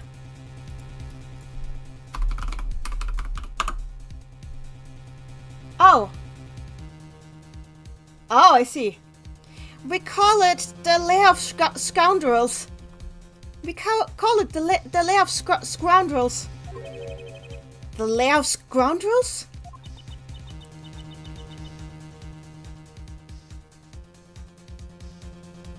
There was a legendary gang that called themselves the Scoundrels. It was in that room that they were once arrested.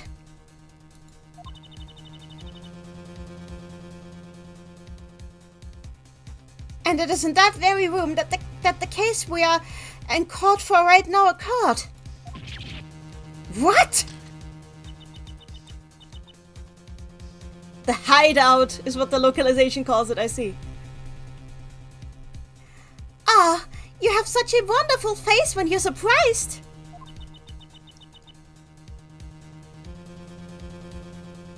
I would like to print a poster of it and put it up in front of the court after this case. is over.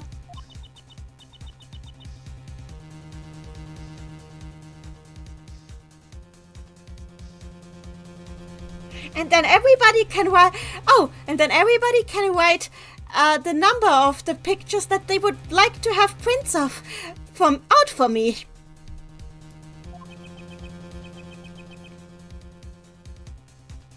So there were 3 people in the room at the moment that the crime occurred. Mr. Shady Smith, Mr. Wright, and our witness, Olga Orley. So if Mr. Wright is not the culprit... Now then, witness, if you would please testify about the night of the crime. About the night of the crime.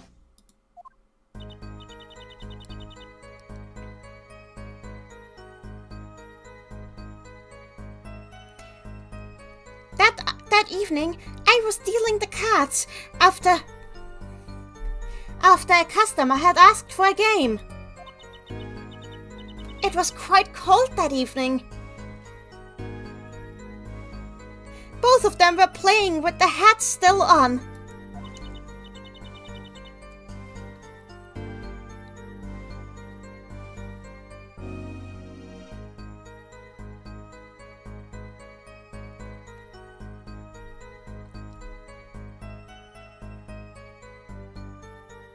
The victim was playing with a locket around his neck the entire time during the game.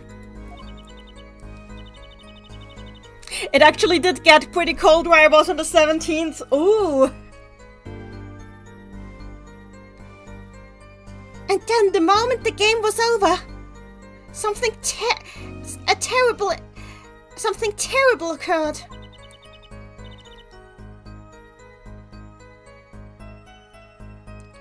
That man over there suddenly jumped at the victim and started strangling him.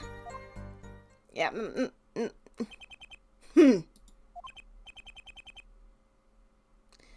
By the way, who exactly won the game anyway? Well, isn't it obvious? That must have been... Isn't it obvious? The winner was the victim, Shady Smith. Objection. That's not possible. Mr. White said that he never has lost once. Mr. Justice. Maybe you should have come up with a better objection before you voiced it. But he says he stayed undefeated for 7 years. Huh.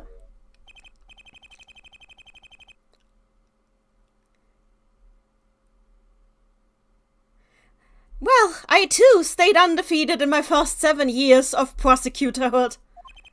By the way,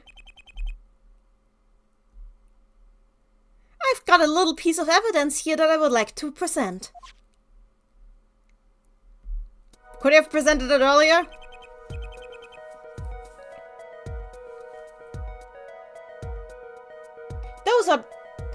These were the poker chips of our 2 contestants at the time of the incident.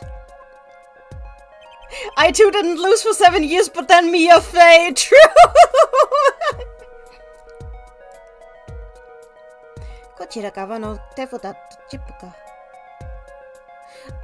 On this side, we see the hand and chips of the defendant, Mr. Wright. And on the other side, those on the other side belong to the victim, Mr. Shady Smith. Chips. I believe you are aware, but in the game of poker,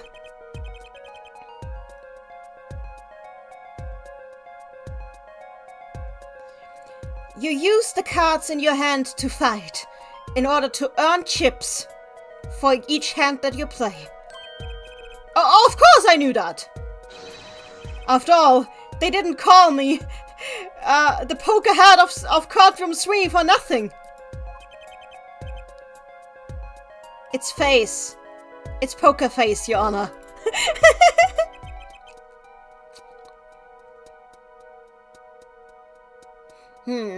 Now, as far as I can tell from this photo,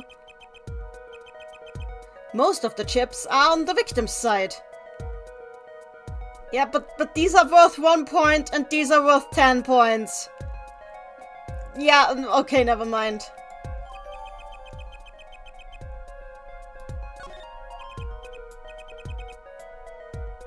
Now then, if the defense would please cross-examine the witness. Okay, let's go. So I remember that there was something I immediately could present something with.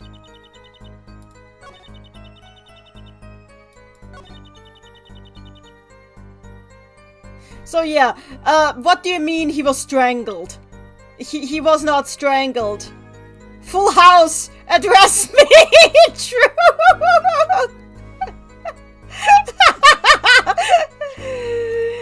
Look at... Yeah. I know this! I played Balatro!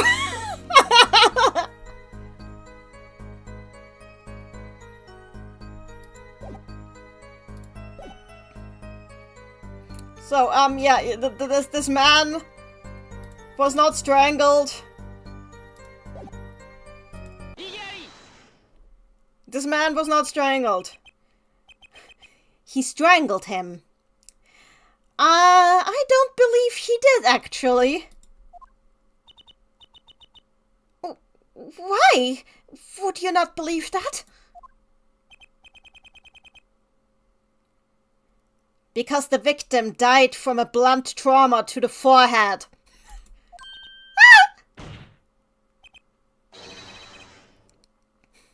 Victim! Did you really see the moment of the crime?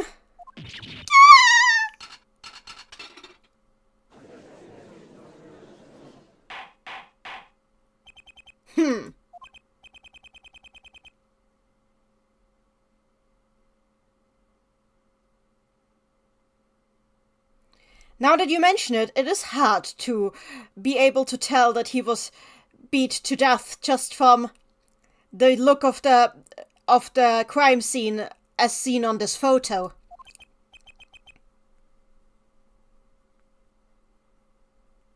After all, he does wear his hat. But he definitely was beat to death. Please, look at this.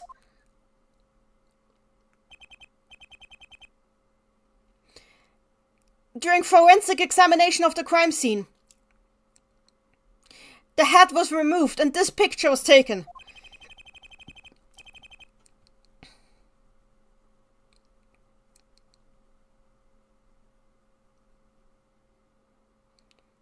Hang on, what is that word? What is this word?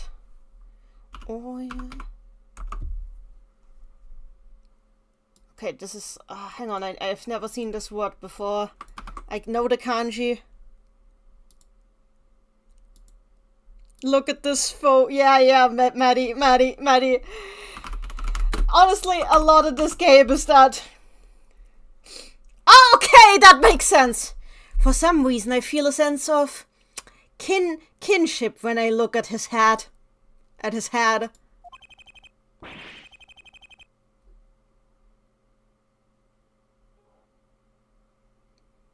As if I can definitely see him getting struck down in a single blow like this.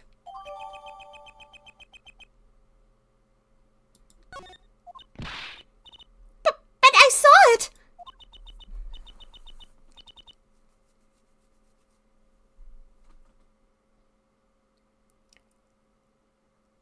I saw the hands of the defendant wrapped around the neck of the victim.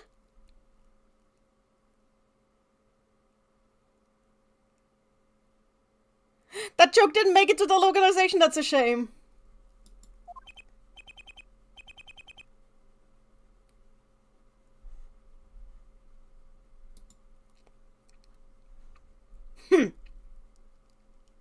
She's lying, obviously. And with that, I've already won. Now, Mr. Justice. Well, I'm quite happy to see you striking such a confident pose. I believe you should put a little more thought into it first. What are you talking about? I mean, I found a contradiction.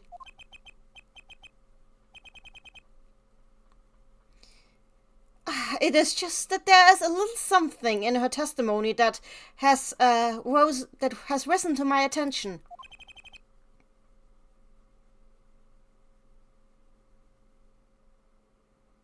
As it would appear,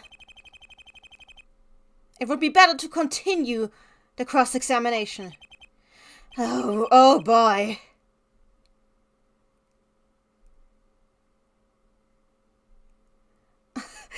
Mr. Gavin can be too much of a perfectionist.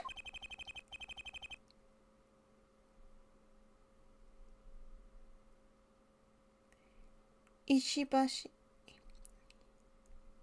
Are we back? Are we back? Oh dear. We were lost for a moment. Are we unlost? Are we found?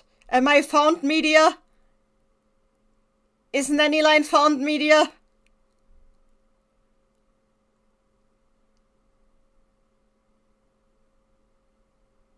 Okay, good.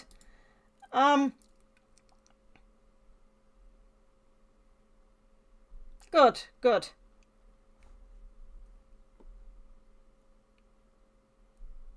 Yeah, that wasn't just you.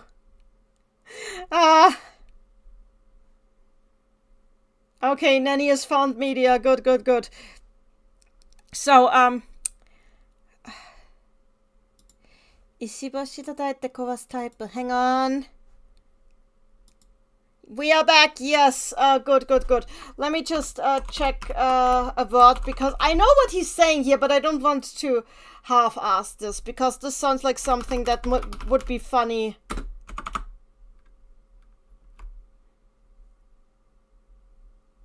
Yeah, okay, yeah.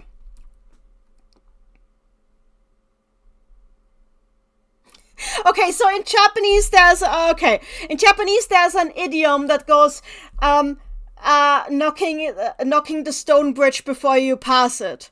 Knocking the stone bridge before you pass it is like being exceedingly cautious. Like, you knock the stone bridge before you pass it, and to be exceedingly cautious.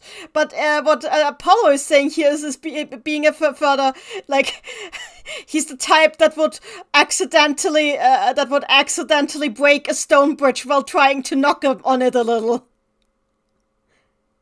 So basically, he's saying he's being so exceedingly cautious that he's wrecking everything.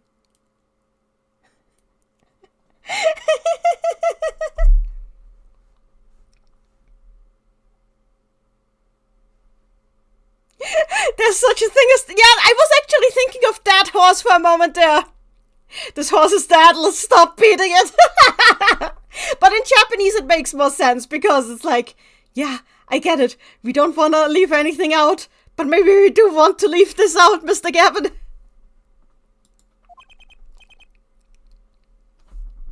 I can hear you, Mr. Justice. What do you mean you can hear him? He was thinking that.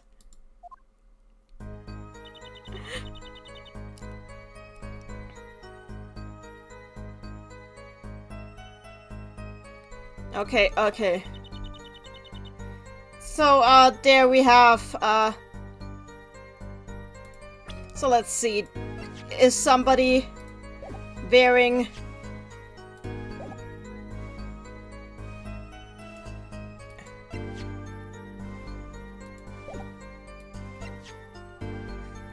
Well, they were wearing hats. And he is wearing a hat here.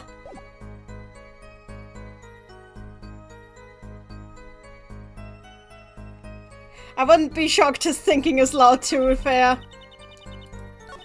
I do want to hear about the locket, so let's press about the locket. A locket?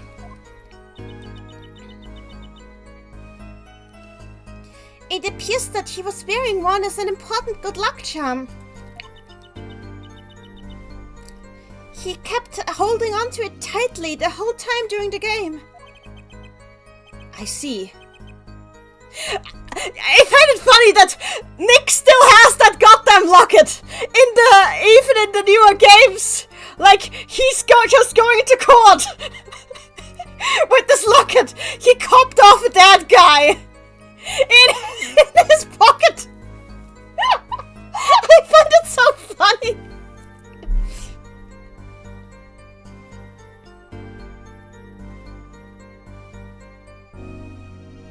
I see, so he was praying to the heavens for power to persevere. What a powerful locket it must have been. Okay, no, he was actually different. Oh, I see. So he was shooting it. He was shooting it towards the heavens in order to he must have been shooting it towards the heavens. Okay, so he must have been shooting it towards the heavens in order to pray for power to persevere. What an impressive locket that must have been. And Apollo was like, excuse me, Your Honor, I think you mean a rocket.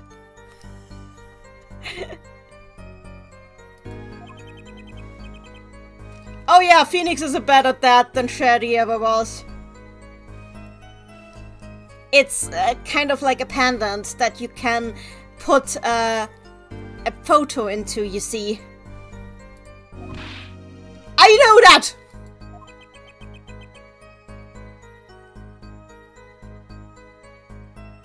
Yes, a pendant in the shape of a rocket.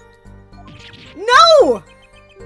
It's not a pendant in the shape of a rocket, it's a locket, it's... Please. Now, Justice. Let's not get caught up on details. Remember the rules of good social conversation.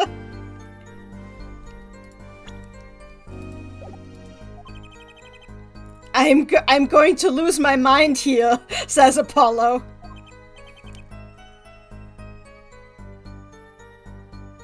Now, what about it?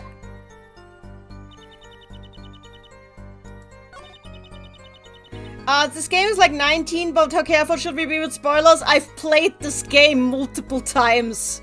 Do not worry. This is the last good Ace Attorney game in the timeline, in my opinion. Like, chronologically. This is chronologically, like, in universe, the last good Ace Attorney game to me.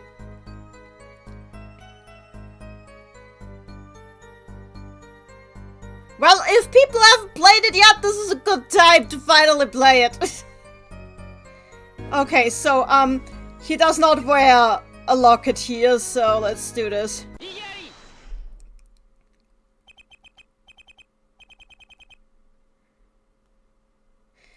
Mr. Gavin was right. There really is something weird about this testimony. But I have no idea what that means.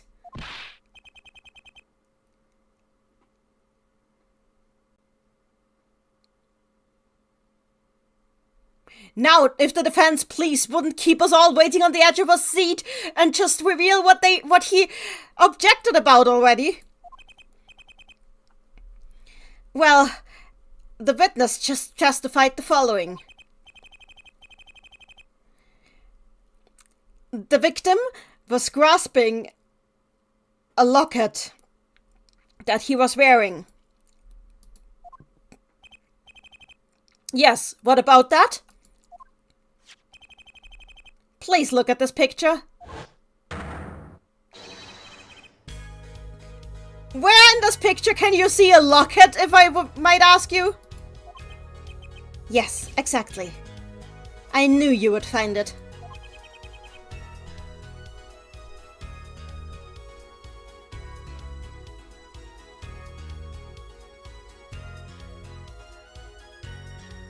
Mikonda dake, hang on. Mikomo?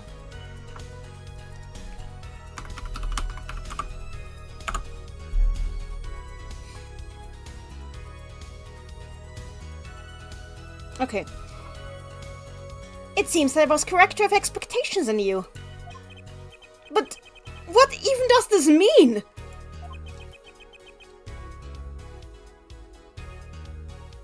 So if we are to believe the witness's testimony,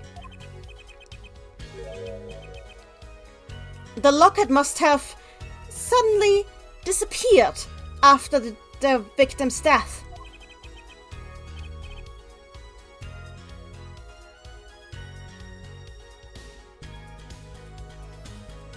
This is Apollo.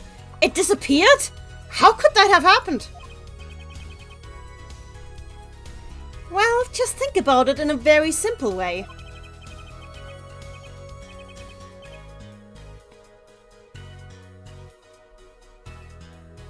Maybe the locket didn't just disappear, but somebody took it? Somebody took the locket? Wait, you don't mean... Maybe what you saw wasn't how the victim was being strangled, but somebody taking the locket off the victim's neck. Wouldn't that make sense? Oh! Huh?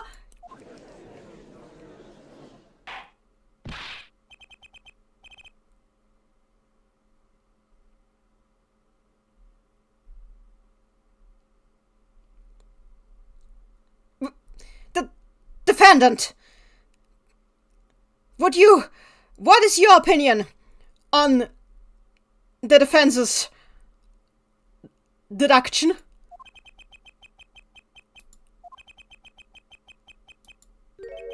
Now, come to think of it. What is it? Why did I say why? Is you Waluigi now? God, I'm tired. Why am I like this? I can't help but notice. You appear to be wearing something about your neck. Oh, that? That? Yeah, that sure is a locket. And there sure is a picture inside. A picture of my daughter, that is. Huh? What? Your daughter, you say? Yes, we ascertained this as well when he was taken into custody. The picture inside the locket certainly is of the defendant's daughter.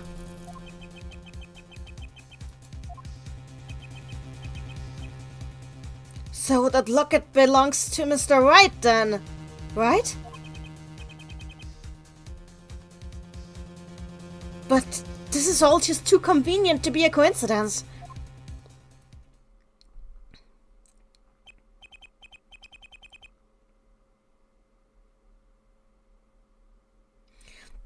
Well then, if we assume that the game of poker became the motive for the crime,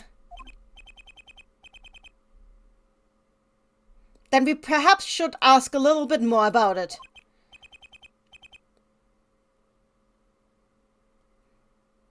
Well, I don't believe that we actually need to know much more, that we need to hear much more of a testimony to make a draw a conclusion. After all, it is quite obvious that the defendant had lost.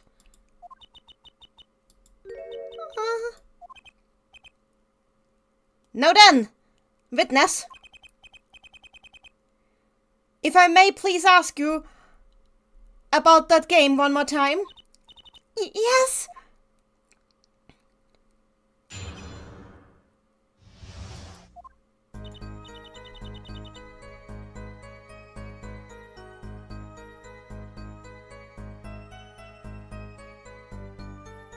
Each player started with chips in worth of 3,500 points.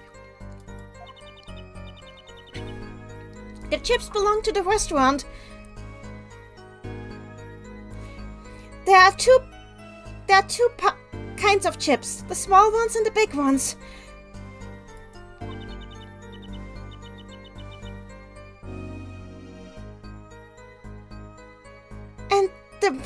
And the winner of the game was Yes, it was the victim.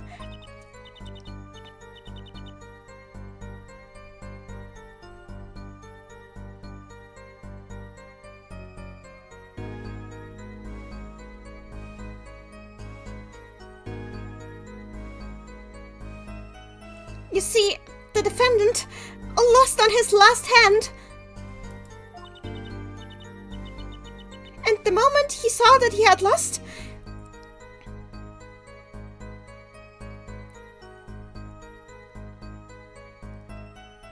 the defendant gripped a bottle with one of his hands and... Well, yeah, when you look at this photo, the game does look quite one-sided.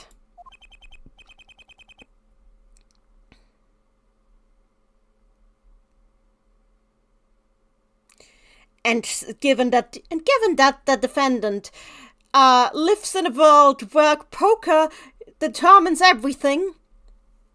What, is this Yu-Gi-Oh now or what? It must have been unbearable for him to have lost like that. I see.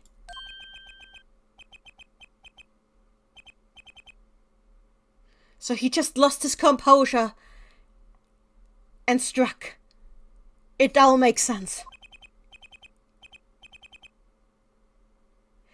But Mr. White said that he never lost in 7 years. Something must be wrong with this witness testimony.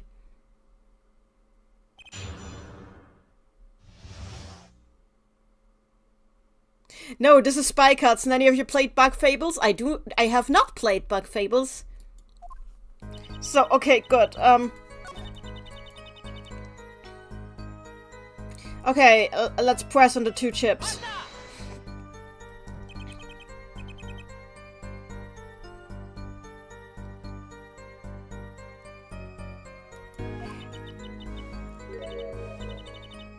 So the chips we see on that picture, are those all that there should be? Yes, of course. Huh? For some reason, this feels wrong to me. Maybe I should ask her a little bit more? Press further. Say, could you say a little more about these chips? Well, I don't know what there is to say. Chips are chips!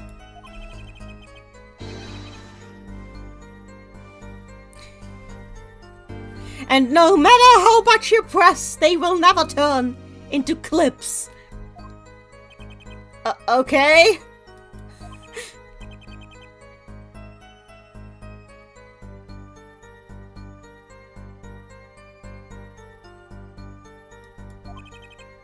I've made it this far. I have to ask something else, or I'll lose the chance.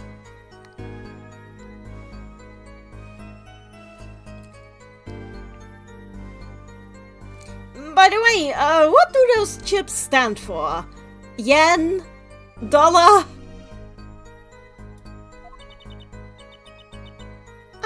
Excuse me. I'm not quite sure what you're trying to get at. I thought we'd already established that they weren't gambling. But there are 2 types of chips. 1,000 points and 100 points. They don't have any monetary worth. Mr. Justice? Yes! I believe what you just said is quite relevant. Huh? If I were you, I would ask her to add this to the protocol. What do you say, Mr. Defense Attorney? Would you like to add this to the protocol? Yes, add to protocol. Yes. There's something about it that I find interesting. Please add it to your testimony. Even though I'm not quite sure why yet. Now then, witness, please continue. Understood.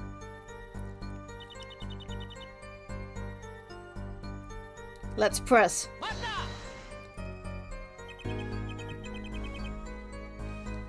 Mr. Gavin said that this is an important part of the testimony. But I'm not really sure what he meant by that. Now, Mr. Defense Attorney.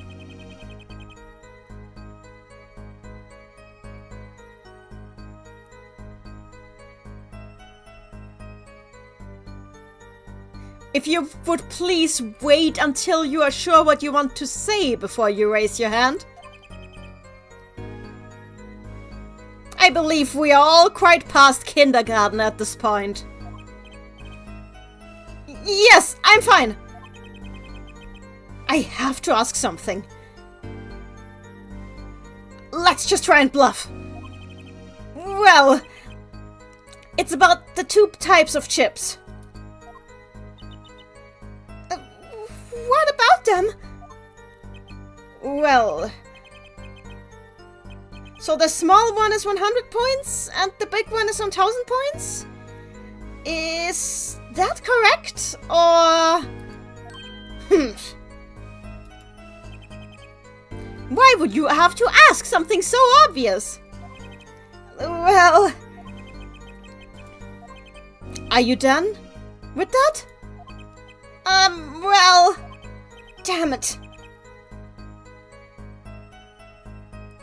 Mr. Gavin, you make me embarrass myself. Mr. Justice. Would you please try and not embarrass me while you're at it? Huh? Why? Because this brings about an obvious contradiction in the information we have gathered so far. What? It is simple math. Yeah, I remember this part. Let's try... I would recommend you try it. After all, we are all far past kindergarten, aren't we? Math? Yes. Yes. Because, you see...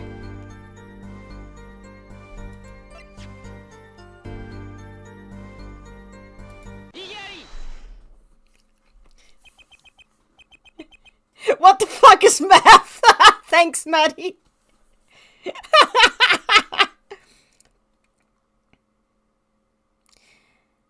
You said that the victim won the game.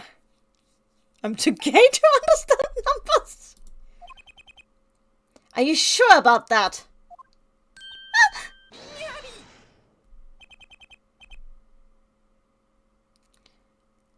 Mr. Rookie, what exactly is that supposed to mean? I think anybody over the age of 6 could understand the meaning of this picture quite well. Or do you have a problem with that deduction? Yes, I do have one, actually. It's about the big chips and the small chips. Which one of them do you think is 1000 points worth? Obviously the big chip. No, unfortunately. The math doesn't add up. The math?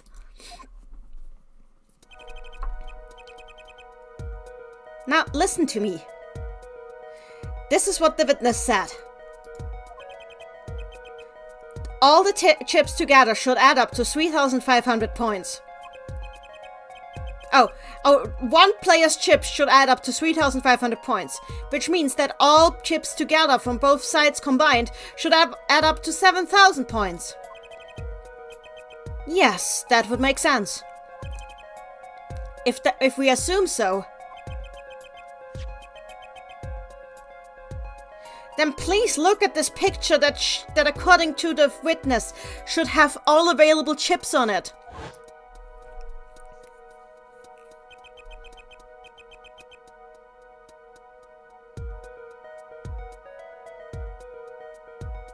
If you assume that the big chips are 1000 points and the small chips are 100 points, they all add up to how much? I think if you're over the age of 6, you can count that yourself. 10,600 points. As you can see, the math does not add up. Does 10,600 mean anything? Not in that way. I think it's just so it all adds up to 7,000. It's an obvious contradiction. Why? How could that? There you go, Mr. Justice. The reason just turns everything upside down. Obviously, there's only one solution to this contradiction.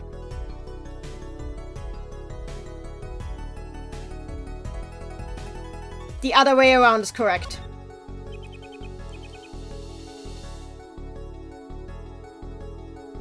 Each side should have started with a total of 3,500 points. I can't say anything.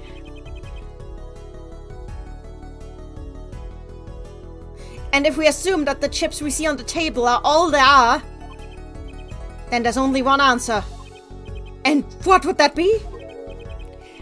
That we had it all the wrong way around. The number of the chips, I mean, the worth of the chips, I mean. What are you saying? Well, you see, the small chips are actually 1,000 points worth. What? Then let us look at the picture one more time. There are 6 small chips and 10 big chips. You're right, it adds up to 7,000 points. Maths! Yes, now the maths. So I have a confession to make. When I first played this game, I actually got stuck on the chips for a while. I expected nothing less of you, Mr. Justice. It almost looks like you almost made it look like you figured it out on your own.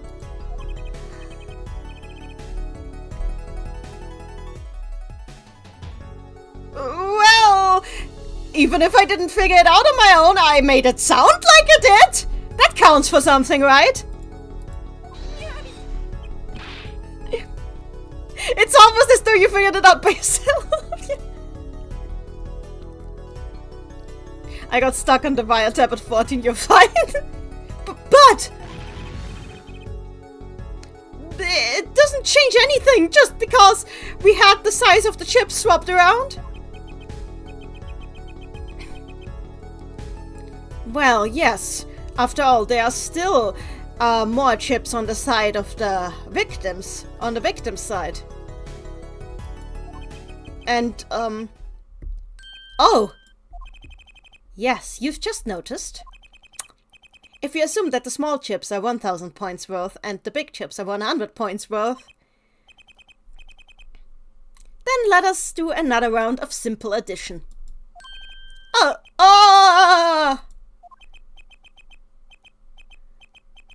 The victim has 2,900 points and the defendant has 4,100 points. It would appear that Mr. Right had won the game. No! That can't be!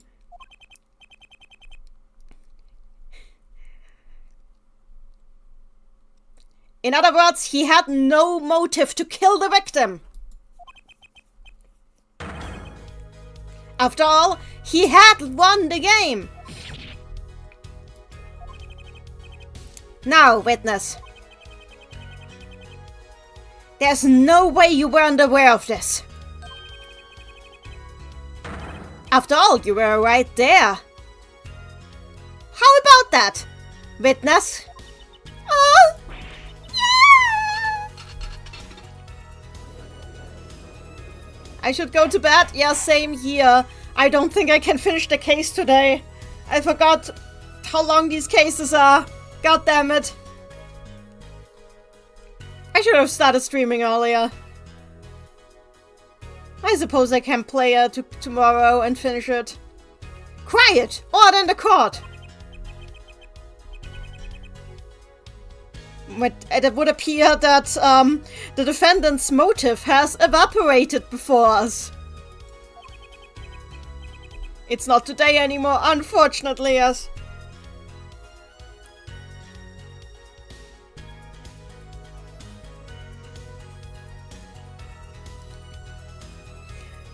The loss that the prosecution portrayed as the reason for the crime never existed. We're close to first recess, at least. Yeah. And I'm going to save at that recess. Apollo's theme is indeed amazing. Damn it! Now then, if in that case... Oh. What is it, witness? Well, you see, I actually didn't want to bring this up, but... Well, you see... What is it, witness? There was... somebody cheated on the last hand! They cheated? What are you talking about? You're talking about fraud, aren't you? In other words... somebody wasn't playing fair, is what you're saying. That all means the same thing!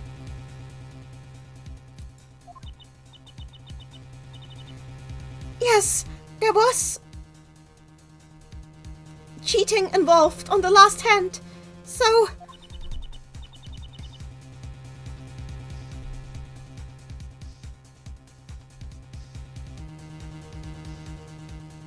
the game ended without the last chips being moved.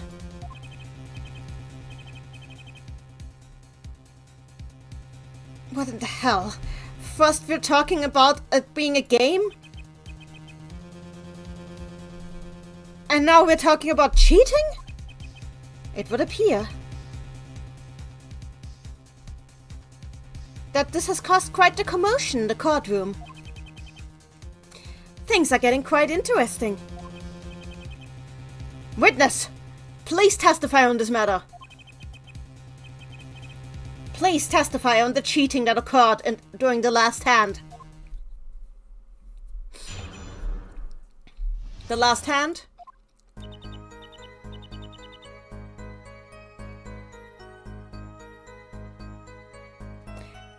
The last hand both sides played was a full house each.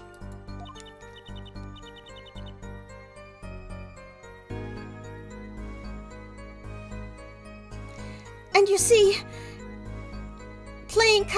when it comes to playing cards, there are only 4 of each type of card, from A to K.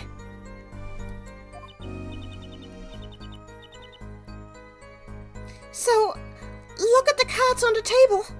It should be quite obvious where the cheating happened.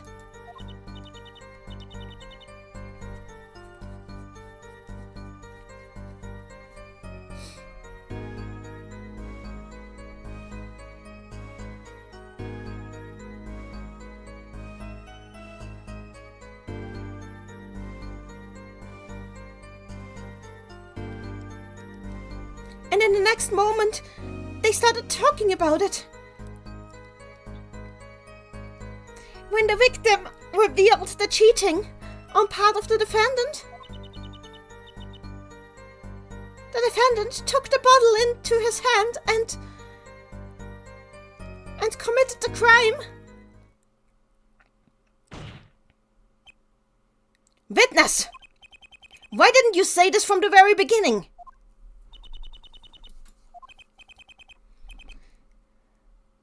This is just too suspicious. Something about this witness isn't right.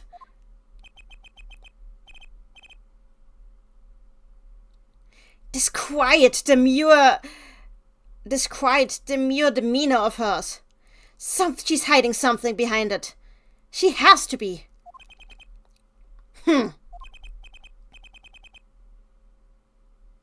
A full house is a quite, strong poker hand.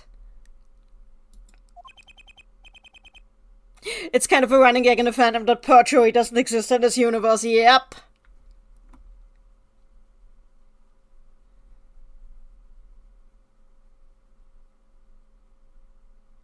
From my personal experiences, it's not that easy to create a full house. Oh god, this man would suck at Balatro.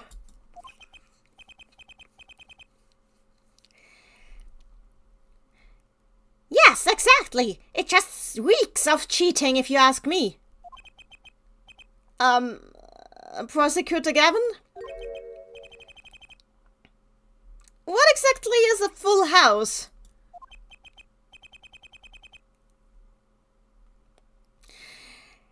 Oh dear.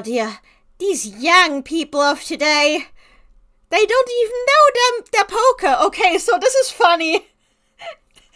Because this means that Apollo has not played Balatro in the year of 2026.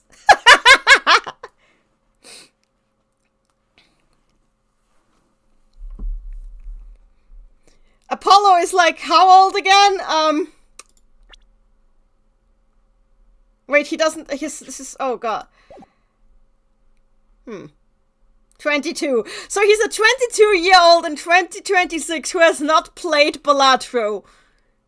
Is he like Gen Z or Gen... He's Gen Alpha already, isn't he? A Gen Alpha kid who hasn't played Balatro. Apollo, plus!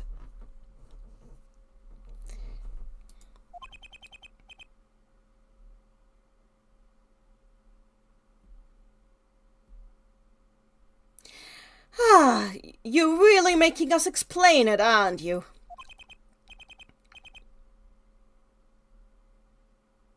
I never knew that... I never knew that poker was this popular in the law profession.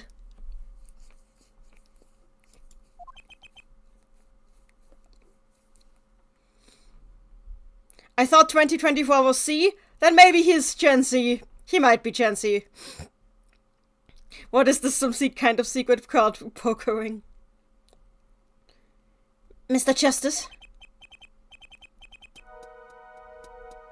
Do you know what a pair, a three of a kind, or what a pair, two pair, or three of a kind would be? Yes! I mean, that much is fine. That would be if you have two of the same card, or three of the same card, right? So if you have one pair and three of a kind,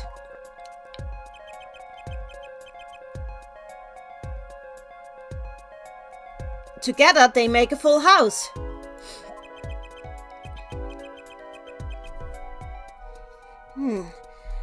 They're right. That doesn't sound like an easy hand to put together.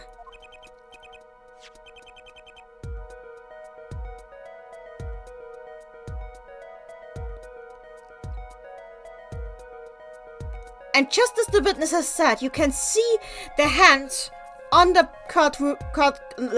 on the crime scene photo. I really need to stop soon. It's especially hard in Draw 5. True.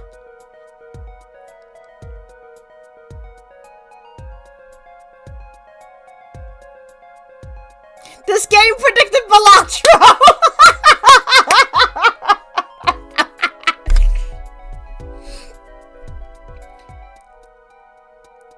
It's true. They really were did both play a full house.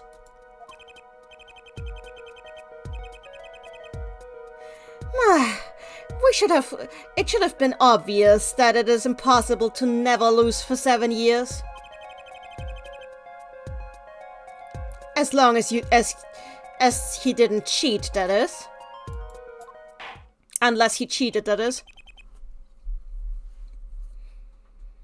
Now then, if the defense would please cross-examine. Yes, we're doing.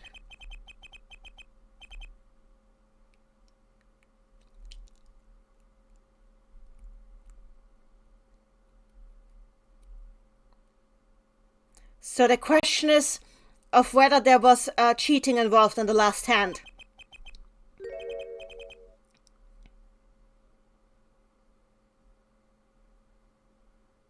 And whether the true outcome of the game was that Mr. Right had lost.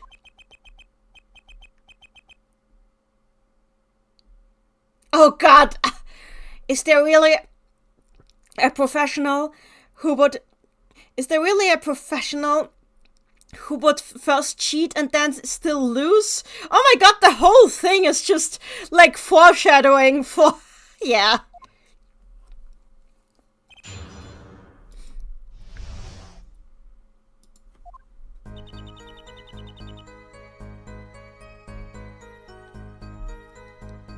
Yeah.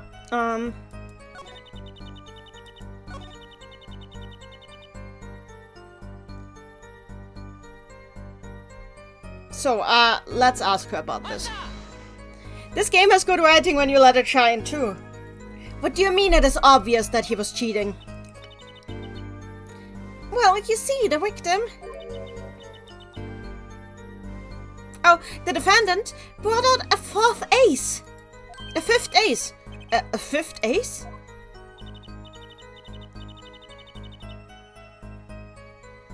I can still remember both the hands quite clearly.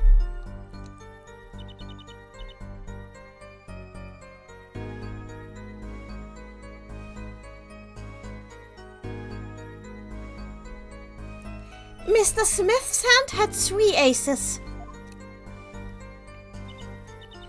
And Mr. Wright's hand had 2.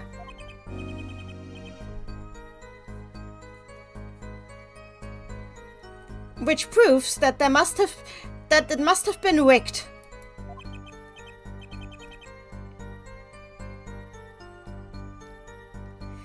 Your Honor, please add this current statement to the God, I'm so bad at this right now. I need to stop soon. Please add this last statement to the witness's testimony. Understood. Now then, witness, if you please would. So, and I know that this is not what we're seeing on this thing because I see 2 aces and 2 aces, which add up to 4.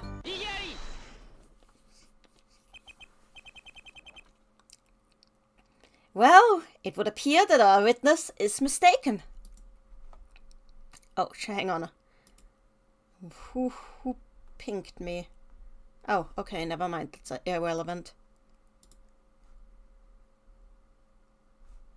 That is irrelevant. Let's continue. Mistaken?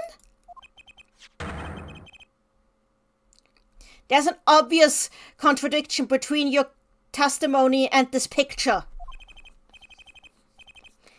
Isn't this the picture of the chips?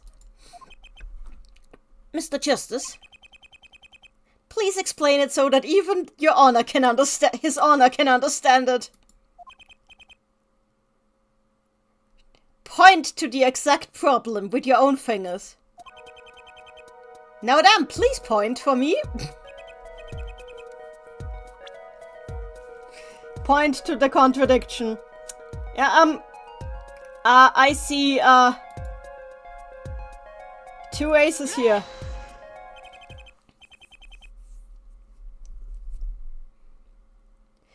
Miss Orley, you testified the following. There were 3 aces in Mr. Smith's hand, correct? But I can only see 2 there. Huh? That shouldn't...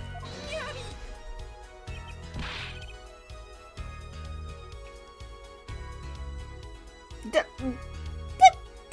witness might just have misremembered.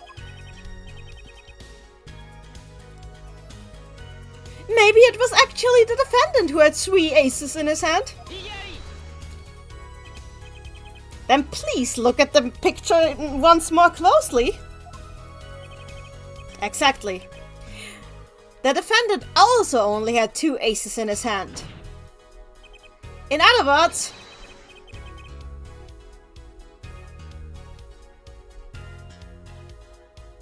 I believe the real fraud here was the testimony about fraud itself.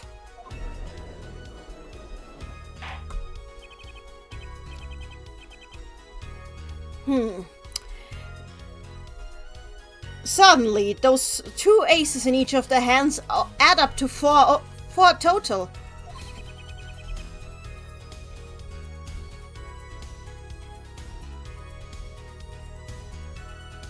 I see no proof of cheating here anywhere. Wait, please! I saw it! I saw the 5th ace! I know that there was cheating involved! What is it?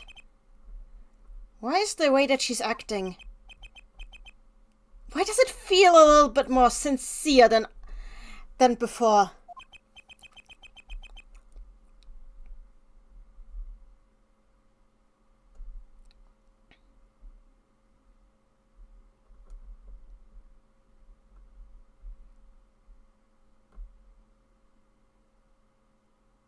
It is very hard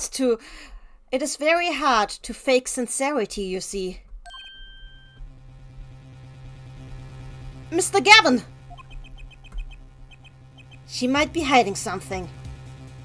We're not done here yet, Justice.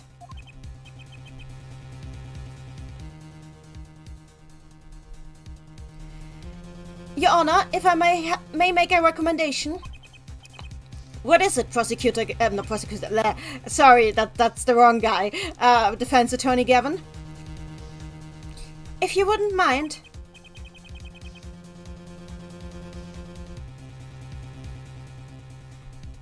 I would ask if it is possible to examine the cards that they played with. For real. That's the other guy, yes. The cards? Prosecutor Payne. Yes? I assume that you have registered that you have handed in the cards that were used as evidence? The defense would like to take a look at those cards. Now then, the cards shall be presented. The defendant's cards and the victim's cards. Which one would you like to examine?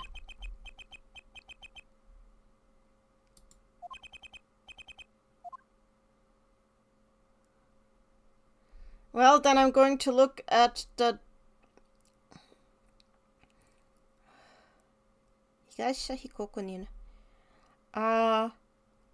I'm looking at the victims.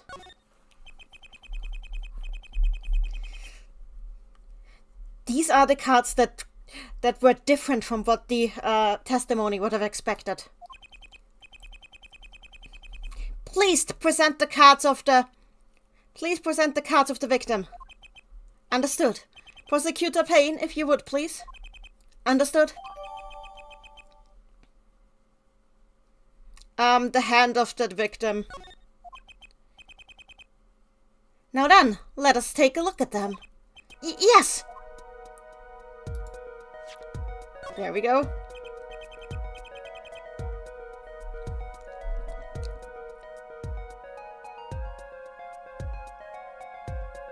You can examine the evidence from all sides.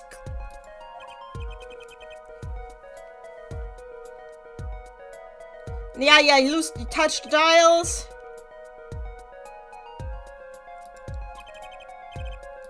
Tutorial fight.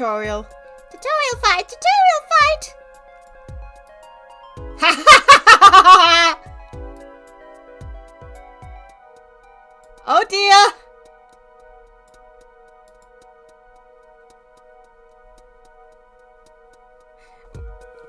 Oh, I meant rolls. Here. This is what I meant. So here we go.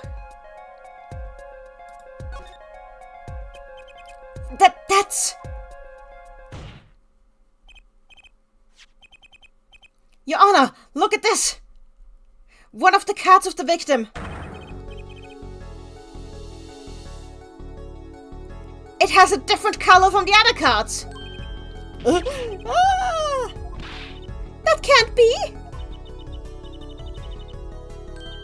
But the cards that I had prepared were all supposed to be... Ah! Why, what did you just say, witness? Nothing. Oh, by the way, she switched from watashi to atashi, which is much more casual speech than the watashi she uses. So usually, the whole time she spoke in customer service speech with like perfectly polite grammar, and now she suddenly switched to atashi, which is way more casual. Your Honor? Why? What would it be? What do you believe would be the easiest way to cheat at poker? Cheat? The answer is simple. If the dealer, the person handing out the cards, was working together with you. Oh! Then,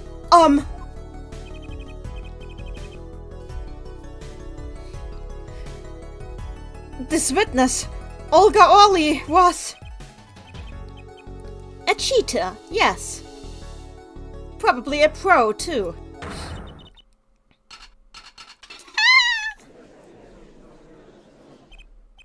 Order! Order! This is it, Apollo Justice. Don't let her escape now. Your Honor! Remember what she testified just now. That's not possible.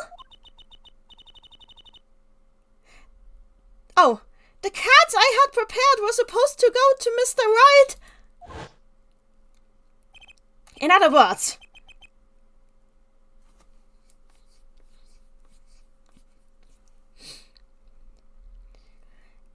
what Miss Orly was trying to accomplish.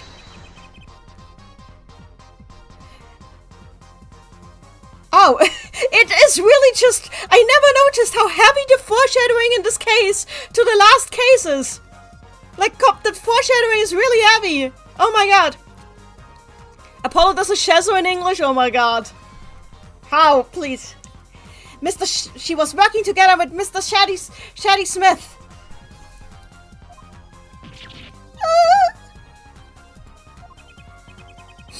I love this song. It's so good.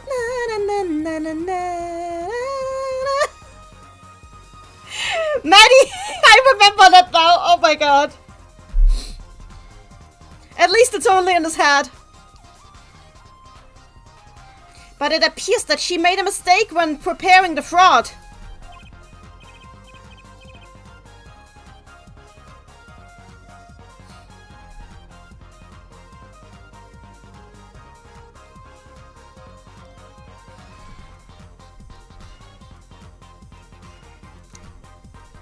Which means it wouldn't be weird if there's some... If it wouldn't be weird if there was a disagreement between her and the victim. What? This was my alarm at some points. It is a really good song, yeah. I love this song a lot. Then, defense. Are you accusing Miss Olga Orly of the crime? This is your chance. There were three people in the room during the crime. And if Mr. Wright isn't the culprit, yes.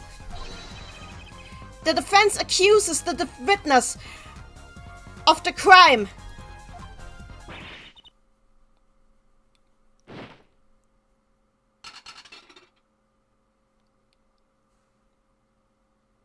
This was the last... I don't know. This was before the breakdowns got so stupid that it wasn't interesting to look at anymore. the breakdowns here, like, yeah, somebody put on a jacket. Fine. There's a little plate because it's cute. It's cute. Prosecutor Payne. How is the witness, Miss Orley? She is currently passed out, I'm afraid.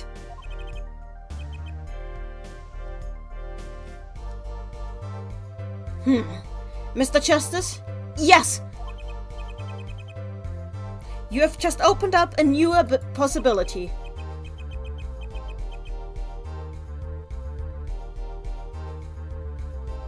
By revealing a hidden connection between this witness and the victim, Mr. Shaggy Smith. Yeah, the ridiculously choreographed cartoon sequences are just so uninteresting and unengaging. Yeah, then...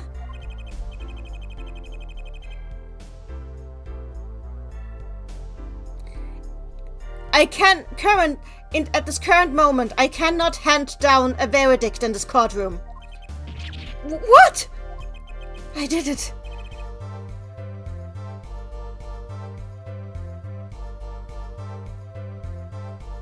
I kind of made it through.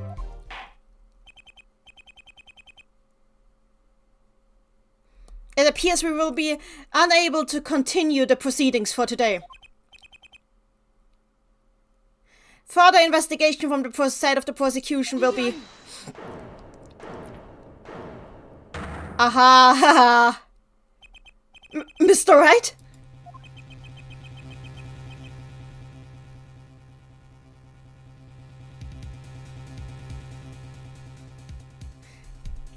Oh yeah, Justice for All was pretty damn good.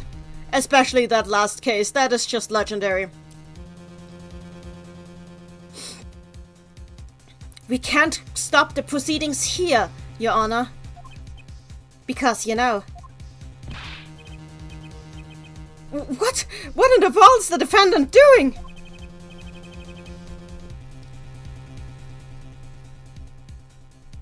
A single card of a different color. Let's think about what that means a little bit further.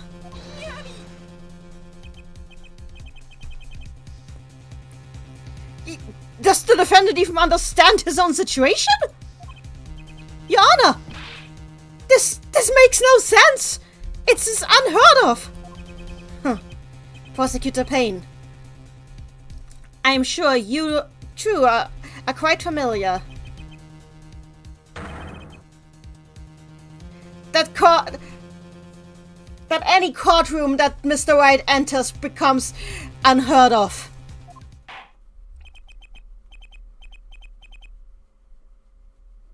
Very well. Then we shall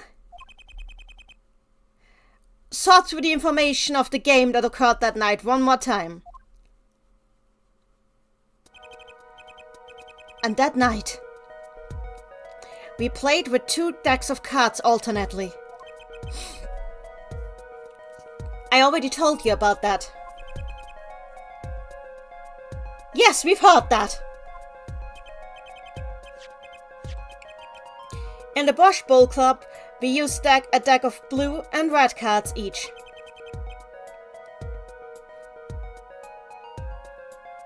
Those are the 2 types of cards. 2 different types of cards. But why do you use those?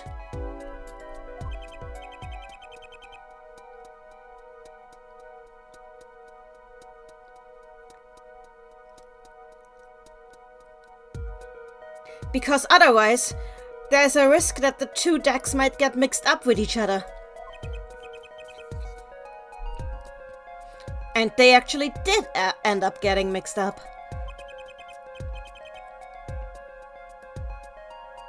We used the red deck for the last hand. I see. But something about that's across odd to me. Something makes me think that the blue cards were the ones that were used. You're right.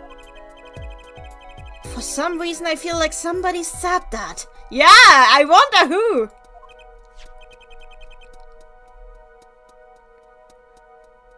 In any case, what is the reason that there is just one card of a different color? It means that there was cheating involved, right?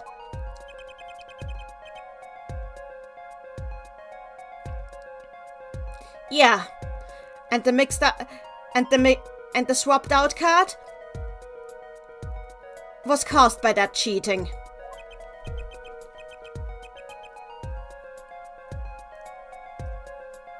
However, there are two big problems with that card. Mr. Justice? Yeah?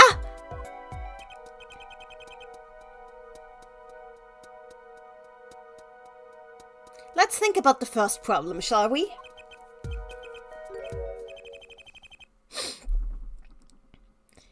When during the last hand could the cards have been swapped out? He calls him by his first name in English. Makes sense, there's more familiarity in it. When?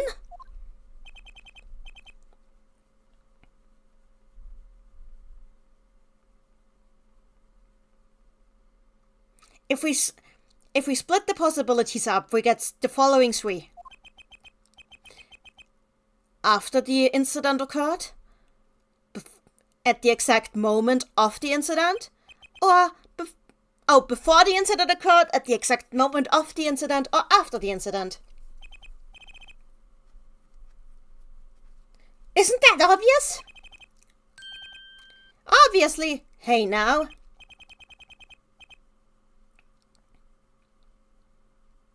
Sometimes things aren't quite that easy, Prosecutor Payne. Gah.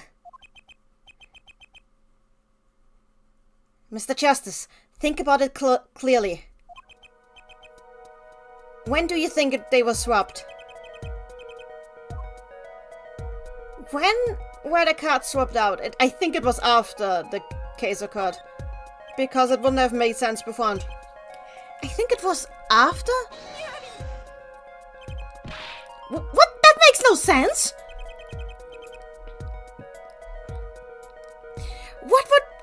What would the point in cheating be if it didn't happen before the hand was revealed?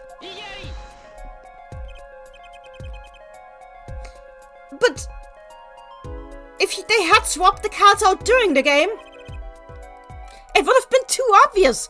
There would have been no window to do it. There's nothing that is impossible in this world. I think. No, wait, hang on. Look, the backsides have different colors. If you swapped them out during the game, you would immediately see it.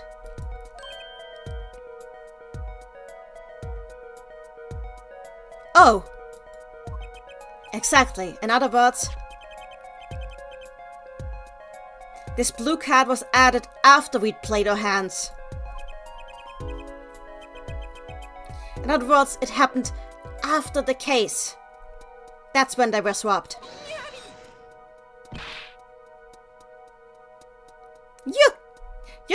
You're kidding me! Who would try to cheat after already having lost? It makes no sense. Yes, and that is one big mystery here. And that is just one of the big mysteries here. There's more? It's easy, you see. A simple doubt.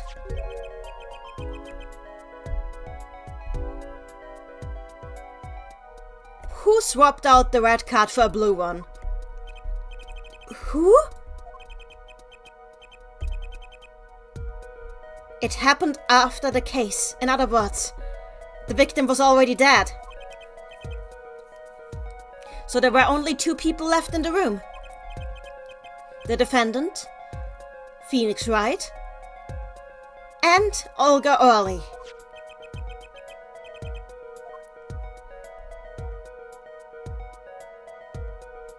So the red card was swapped out by...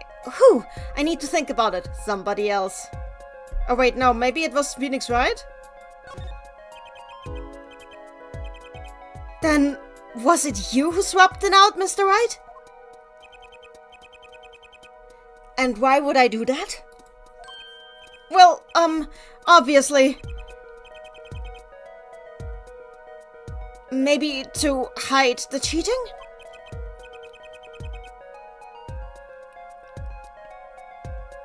But the card that was swapped out was, on the side of the victim. Oh, yeah. Sorry for that.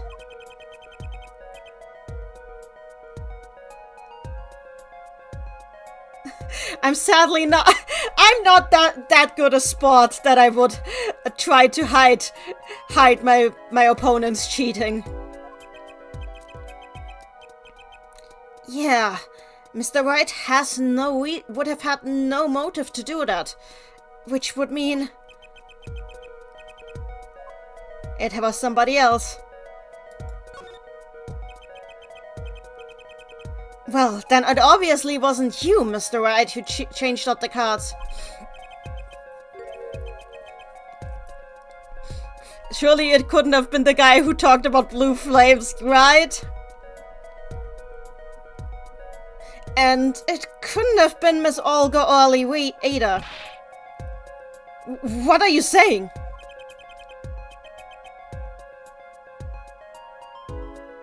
Hang on.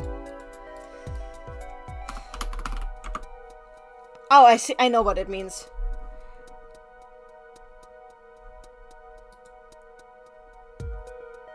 Now that doesn't make logical sense, does it? As a defense attorney, you...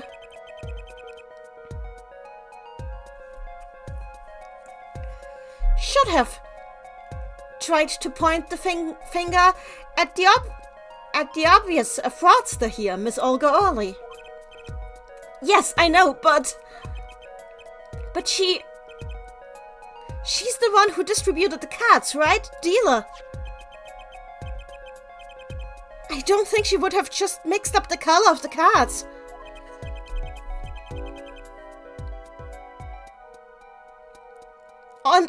And also, if she had mixed up the colors, it would have come out during the game.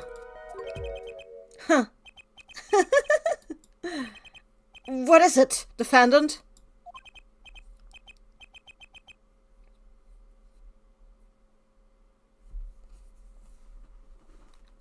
No, excuse me, Your Honor. I'm just thinking that this is starting to get fun.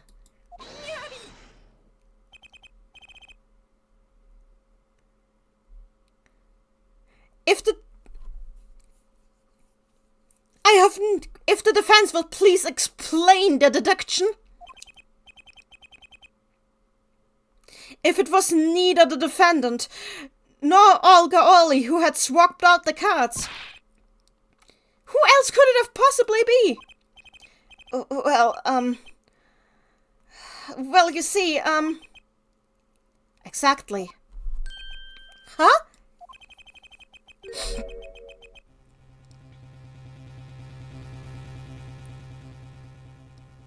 This is the first time since we've all gathered here that we'll be able to see this case from a completely new point of view. A new point of view? After the case was over, somebody swapped one card out of the victim's full house.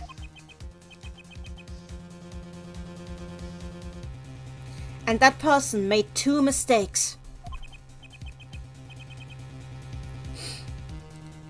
The first was the color of the card.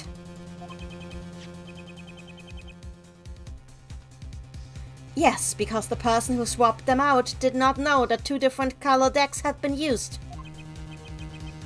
And the second was the worth of the card. The rank of the card, the rank. Yeah, after all, the fifth ace had suddenly disappeared and became a king.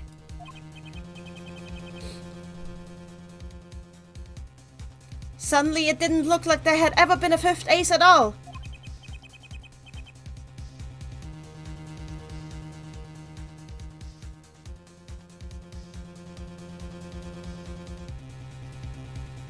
The only one who even still thought that there ever had... The only proof that there ever had... Okay. Furuhouse to Yuyakuga. Okay. All that had been made sure was that the hand plate remained a full house.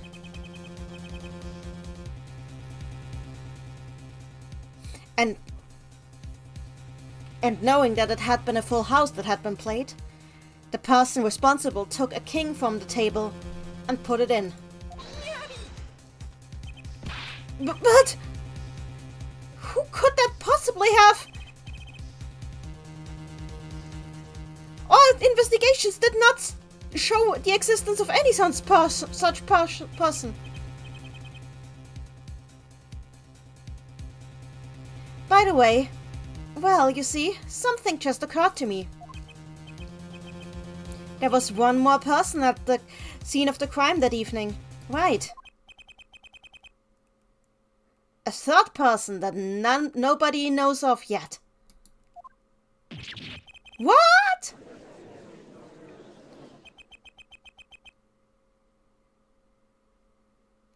It appears that the judge was quite correct in his assertion. Whenever you stand in a courtroom, everything in it becomes unheard of.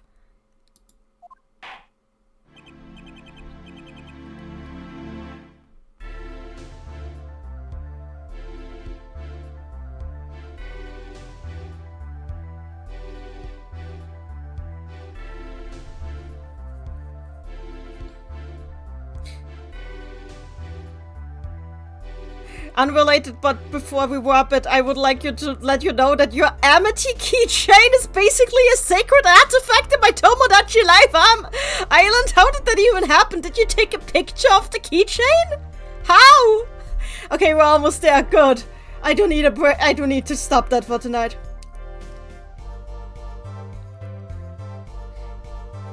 It appears that more important information has been presented in these proceedings. There was a third person at the scene of the crime at the night of it. You drew the keychain! I want to see that! Please show me!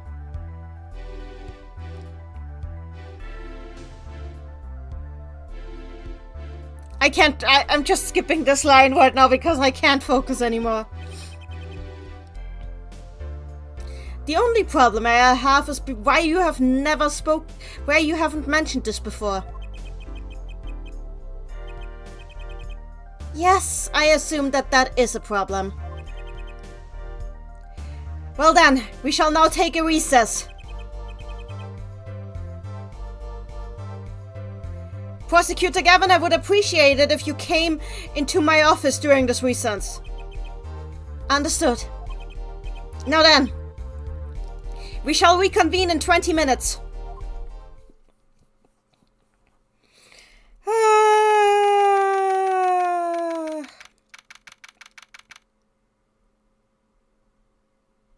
Good to see someone running this not just on the day, but to such close timing to the hour.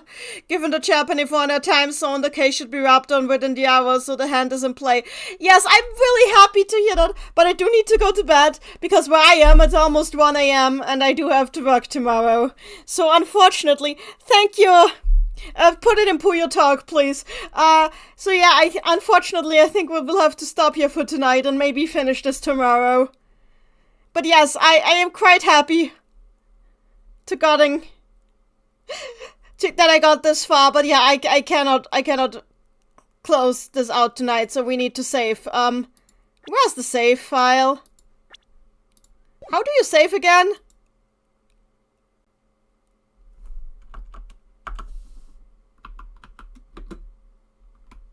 Start. Wait, what? Hang on, do I even have start mapped? I have just been using the touch controls the whole time. Hang on. Do I have start mapped? Hang on.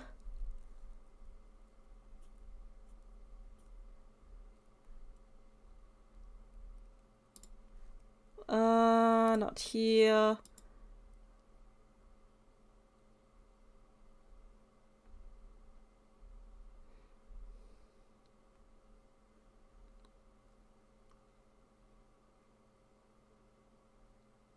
I can't save from location text boxes. Okay, then never mind. Same day, 11 in the morning, 11:25, 52 in the morning. Okay, so it's noon. District Court, waiting room 3. So, can I save on you? Okay, I will save on you. I forgot. Why is there not just a save button? Hang on.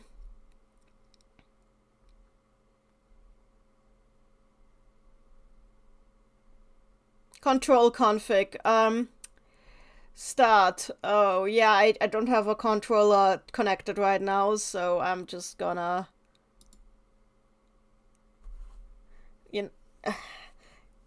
Pop. There we go. Save.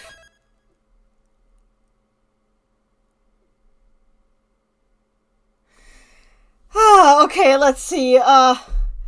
Who can we... wait. Is anybody raidable?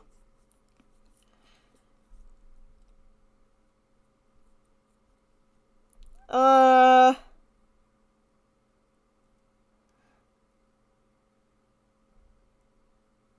will raid... then again, we only have 2 people on Twitch, so it doesn't really... That wouldn't be, like, a good raid to do. Like, 2 people raids are really annoying, so let's not do that. I'm just gonna say goodnight to you guys. Thanks for joining. We'll reconvene tomorrow and finish this. And then I'll see if I can do the other cases on their day off as well. Until then, good night and bye!